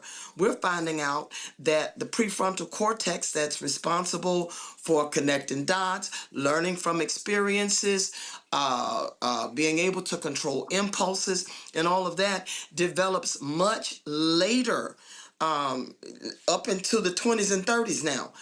Than it used to. And so we need to understand that we cannot allow a screen and all of the stuff that comes out of the screen and on the screen to educate and raise our children. They should look for certain things. If somebody starts to tell you, like, don't tell your parents this, or don't tell nobody this, or they start to tell you things about their trauma and then your trauma, and then this starts off with the trauma bonding, certain kind of trigger words that you see when you respond certain ways, and they come at you with the vitriol and the gaslighting and all of that, or they're pressuring you to send images or to send pictures in the inbox, or they're as she began talking about, they begin to charm you and to literally massage every area where you are insecure or where you don't feel validated. They're going to turn on all of that charm until literally something in the brain is released that you literally become addicted to. Some of the reasons why women don't leave is because as soon as they threaten to leave, because it's a codependent relationship and a lot of displaced aggression, where the men can't strike out at who they're really angry at, so they do it where they can, and not gonna get in a lot of trouble.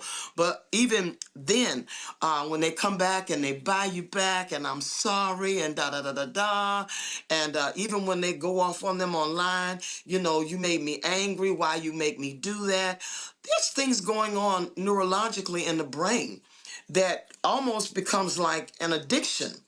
And so it is difficult. We have to sit with our children, as she said, begin to have conversations, we got to monitor what's going on in our children. There is no substitute for raising. There is no substitute for quality time. There is no substitute for educating your own children and teaching them how to draw boundaries and teaching them certain things to look out for, and keeping, even with your kids, I know you be wanting to knock them out, but even with your kids, keeping a kind of judgment-free zone so that they feel safe to have conversations with you without feeling like you're gonna be displeased, or without feeling like I'm doing something wrong or I'm bad. We need to be very intentional about positively reinforcing any good thing that we find in our children, any good behavior. Shape it by reinforcement and reward, and constantly teach them their value. Constantly teach them their value. All right, Patrick. Thank you both for your work and your labor in this area. Bishop, I want to keep you talking for a minute. I'm deeply fascinated by your articulation of what the problem is and how you marry it to your theology. My question maybe comes on a couple of different levels. Have you found much resistance in having conversations with church leaders or pastors specifically who happen to be men about centering intimate partner violence, because you and I probably both can agree that intimate partner violence is not tertiary and not a tertiary issue for the church. It is central, but to acknowledge it as being central then would mean that it is an epidemic, to which it actually is. And perhaps people don't want to come to church for that. And so we push it off to the side or act like it's not happening. And so my question is, have you found resistance in having the conversation? And then on a systemic level, how have you imagined we can equip the Black church in order to center these issues with our language and with our programs to make the church a more safe space for women? Absolutely. That's loaded. But yes, there is pushback, particularly with men. Some of it is indoctrination. Some of it is belief system. And some of it is, again, the whole concept of control. This stuff does not sell. This stuff does not raise offerings. This stuff does not draw a crowd. And so even in trying to make a comeback from the pandemic and COVID, we're using all kinds of things to draw people back to church. But I think if we would actually remove some of the hyper spirituality of, late in the midnight hour, God gonna turn it around. That's nice. But for most of us, that didn't happen. Let Jesus fix it. Okay, well, Jesus didn't break it. The system is broken, and we are a broken people. So we're going to have to marry, if you will, the prophetic and the psychological. We're going to have to synthesize the scientific and the sacred. We're going to have to synthesize our psychology and our theology to recognize that they never should have been dualistic. They are not dichotomous. They are one and the same. We have in our congregation, we have teachers, we have marriage and family therapists, we have psychologists, we have social workers. Those people need to be employed, whether by money or whether by paying it forward or paying it back. We need to pull those people in among our eldership, among our associates, because if we don't use the tools that we have within, then we force people to go outside, and they end up going outside to other people who know nothing about us, who know nothing about our Blackness, who know nothing about our experience, who know nothing about our trauma. And so we're going to have to use who we have and understand that healing is not just something supernatural. Our pathology exists on multiple levels. It is cognitive. It is relational. It is spiritual. It is economic. It is biological. It is psychological and emotional. And if we're going to begin to heal, we're going to have to do it at multi-levels. We call it, in my profession, wraparound services. And so the church now must become a major proponent of resistance, a major proponent of our own healing and liberation. When we start going back to that, and we start using what we have within our ranks, I think we're going to begin to see some changes occur, and it will become, again, an institution, not just of worship, not just a social institution and an institution of spiritual growth, but it will become an institution of resistance and an institution of empowerment. Indeed, indeed. Bishop Hyman, I want to thank you this evening. I also want to thank you, Maisha. I know that your organization certainly is a source for people who are out there, and hopefully they will be reaching out. Thank you to the both of you. Before we go, I also want to just share that if you or someone else that you know needs help, here are the numbers of the Domestic Violence Hotline, National Domestic Violence Hotline, 1-800-799-SAFE, that's 7233, and 1-800-787-3324. Then there's the National Center for Victims of crime at 855-484-2846, and that's 855-4-VICTIM. And finally, Strong Hearts Native Helpline at 844-762-8483. Make sure that you stay with us for the continuation of our coverage every single day this week as we deal with this traumatic domestic violence that has been affecting our community, not just in the past few months or few weeks, but for decades and decades. And it is time for us to address it in this way. All right, you're watching Roland Martin Unfiltered. We will be back after the break. I'm Brittany Noble, Midwest-born, HBCU educated with experience in newsrooms across the country. Well, I've teamed up with Roland Martin to bring to you The Breakdown. This isn't just news. It's our stories, our voice, our community. Join me for The Breakdown, Monday through Friday at midday, only on the Black Star Network. Hey, everybody, I'm T.D. Jakes, and I want to encourage you to watch Roland Martin Unfiltered. It'll blow your mind.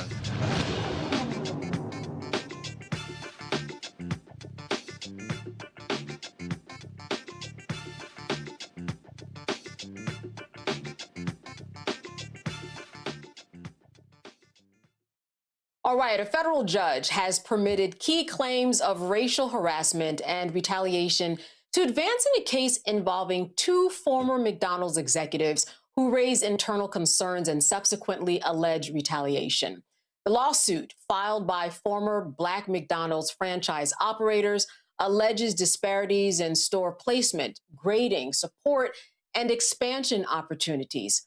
Former McDonald's franchisee Van Jakes joins us now to discuss why it was important for the judge to allow this case to proceed to trial. Thank you so much for being with us today, Van. Thank you for having us.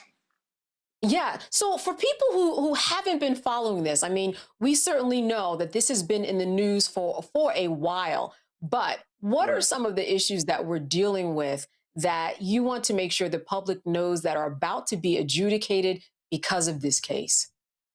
Yeah, we've been waiting a long time just to get our day in court as you speak. These are separate cases, but we got similar situations in terms of standards. You know, you should have one standard, but there was two different standards. You know, some for white operators, some for Black operators, some for white employees, some for the Black employees. The two female Black employees are getting their chance in court, hopefully in September, and we hope to be right after them so we can have our day in court and get to discovery so we can get to the facts. Mm-hmm. These facts, what exactly are there? I mean, I listed a few of them, for example, in terms of store placement, grading. I would imagine, obviously, that the store placement is, I mean, you might get more foot traffic and better customers when you're on one corner as opposed to another corner. Explain to me how some of these things played out, like the store placement as well as the grading. You don't get the choice to determine where you want your store to be. Is it assigned? Well, it's McDonald's supposedly has a system called the National Restaurant Business Standards, right? So everybody should have the same standards in terms of how you're grading, when you can get a new store, where you can get a new store. But when I became an operator, I didn't know there were different standards for white operators and Black operators because I was in the system. And when they tell you, you got X, Y, Z to do, you got to do X, Y, to Z and do. But that's a financial cost. If the white operator doesn't have to do those same costs, then who makes more money, the white operator or the Black operator? Of course, the white operator. That's one of the cases. Then you got so many in terms of getting a new store, they are limited where you get your new stores at. So there's so many things that we didn't find out, me personally, until I left the system, that there were different standards, and it should have been one standard, National Restaurant Business Standards, and that's what we want to hold them to. All right. So in this particular case, you hope that the question will be answered as to what, and then how will that ultimately change on the other side if you get a win? What will that look like that will be different to franchise owners? Well, we got to think about, I've been out of the system now 10 years, so that's economically, that's a lot of money that, I was 54 years old, I wasn't trying to lead the system, and a lot of my peers the same way, they wasn't ready to lead the system. So there was a lot of lost revenues from those 10 years, so maybe the loss of maybe 6 years now. That, stuff, money that we spend in our community, They did make some concessions to some of the current black McDonald's operators to help them, but they didn't help some of the ones that were forced out because of the racist practices they use in terms of when you get a store, how hard you grade it, not being held at the same standards, moving the goal line on us so you can't get to the finish line because they kept moving it on us. So most of this is an economic ploy that we hope to help our community, to help our families, help our second generations, because we didn't get that opportunity. All right, I'm going to bring in the panel here. First, we have Teresa. A question for Van Jakes. Hi, yeah, Teresa. thank you so much for telling your story. Hey, Van, thank you so much for telling your story. One, it's unfortunate that you are going through this. Can you tell us how long you've been facing this discrimination, and how long have you seen some of those issues that I'm sure you brought up to McDonald's about DEI rollbacks since the administration took place? Well, it's been 6 years in our case, but when I was a McDonald's franchisee, we knew there was some racism going on. For example, I took over a store owned by two white operators, two restaurants. When I took him over, they graded me way harder than they graded him at the same restaurants, but he would always pass his visits, and I was having a hard time passing his visits, the same exact restaurants. But I would tell my managers, hey, fair is what you pay to get on the bus. Let's fix the system, let's fix the restaurant, let's keep it moving. But when you're talking about grand scale of economics, it's hard to fix an economic problem like that, because I have a white operator who would actually come and testify that when they came in his stores, he would tell them just go ahead and get out because we're not going to do it. We didn't have that luxury. So it's been 6 years for us, and it seems like it's been 10 years really, but we continue to fight. We hope these two black female executives get their day in court so they can get the discovery and get the true facts, and then we'll be next in line, hopefully, to do the same thing. All right, Patrick. Yeah, God bless you and your fight. My question is along the lines of, have you found much coalition building with other black McDonald's franchisees who have experienced the same thing, or say that if I haven't experienced and you have experienced, then I'm going to lend my support to you? Or do you feel like, you're kind of on your own in this fight? No, we've got a total of 70 black operators. And when it started, it was like a Me Too movement. I thought it was just me. And then I raised my hand, and another operator in Memphis said it was me too. And then it started like that, a groundswell. And then we had 40 of us here and 30 of us over there suing. We actually have some current black operators who, I can't name them, but they can testify that they've seen the disparity between how they treated black and white operators in different areas. Here in Atlanta, Georgia, for example, it was like 32 black operators at one point. Now it's 11. And those numbers changed. The store count, maybe they gave the few of the black operators more stores, but they left a lot of us on the sideline. And the way they did that by discriminating what stores we can get, how much we had to be invested in stores versus the white operators. So it was a mixed bag of how they kind of shook the system and kind of made it smaller. That certainly is a big drop in numbers, and this is certainly a case that we are going to be following. Van Jakes, thank you for giving us insight about this case. Good to see you. Thank you very much. We appreciate you guys having us. All right, on to a little bit of retail. Afro Unicorn is the first Black-owned, woman-founded business to sell a licensed character in major retail. This is a big deal, folks. Tonight, April Showers is here to share her magical products with the Black Star Network family. Afro Unicorn offers everything from hair care to apparel, bedding, toys, and books. Afro Unicorn began with a very bold vision, and April joins us now. April, thank you so much for being with us. Thank you for having me. This is such a magical evening to be here. I see all of the magic in this adorable little creature. Tell me, how did all of this come? Because, licensing isn't something that's for the faint of heart. You obviously jumped into it, did well, and here you are with this amazing line of products. So Afro Unicorn launched back in 2019. It was a print-on-demand company when I first launched it, just selling shirts and any items that I could get my hands on.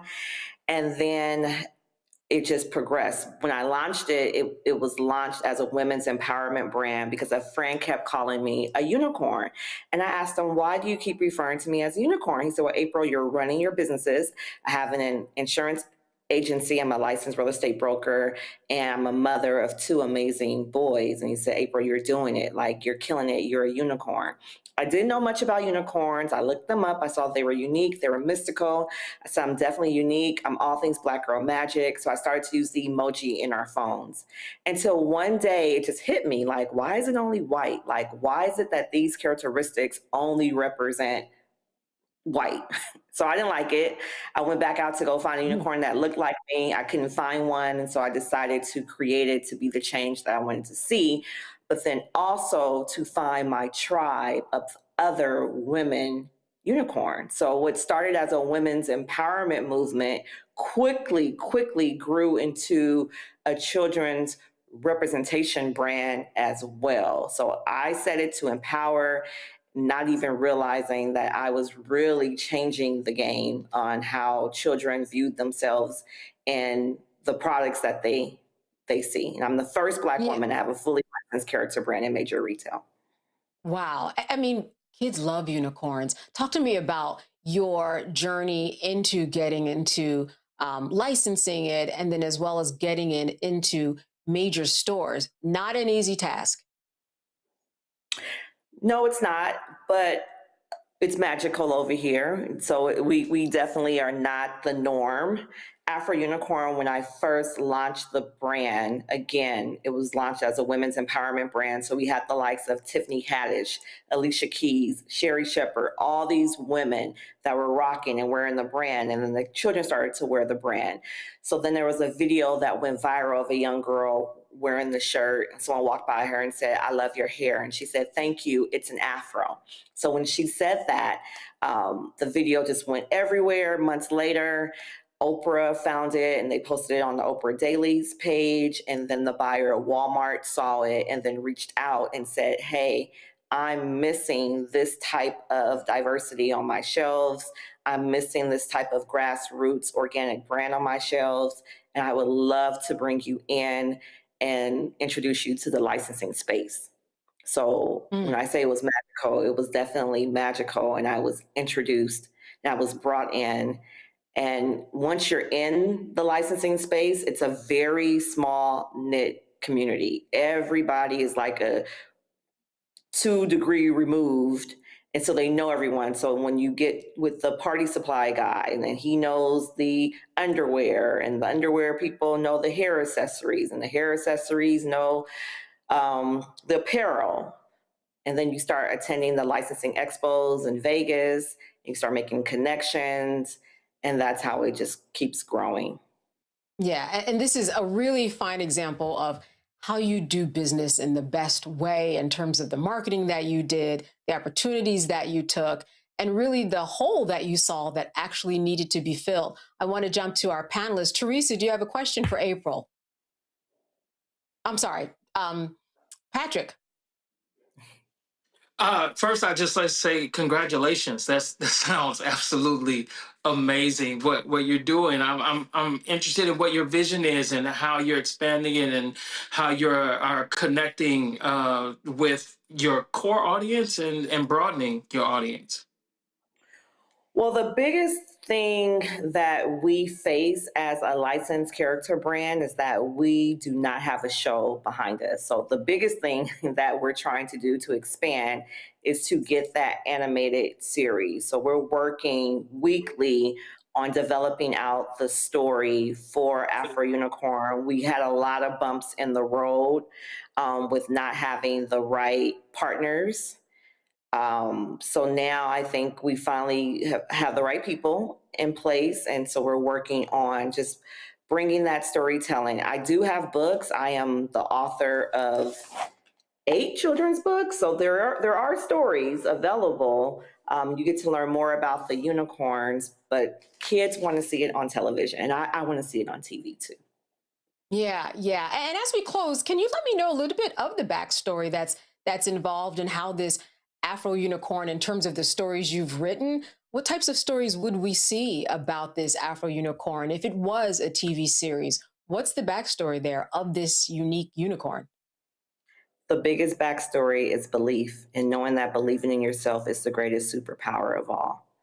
And once you know that you can, that is the superpower, like you can conquer everything. Like you might be able to sing, you might have the strength, you might have all these other shifter superpowers, but the key to Afro Unicorn is that they have to first believe that they can. So there'll be a lot of different challenges that they go through, but it always will go back to the core of believing in themselves. Wow. April showers. Of course, I'm not going to lean into the obvious joke there, but April showers of Afro Unicorn. April. You can lean into it. It is April. You can lean into it. You bring what is it? April showers bring Mayflowers. There you go. Mayflowers. And you have a lot of flowers here with this brand. I want to thank you for just sharing with us this unique way of doing businesses, this licensing business, and hopefully someone is looking at the outside in and being inspired. Good to see you and good to have you. Thank you for having me. All right, I just want to say good night to everyone out there, but make sure to continue to stay with us as always anyway, but especially because we are talking about and dissecting and parsing domestic violence and dealing with ways of how to actually bring it to an end and address it in ways that we have never done it before. No one is doing it like we are doing it here on Roland Martin Unfiltered, on the Roland Martin Unfiltered Network, on the Black Star Network. Have a good night and see you tomorrow.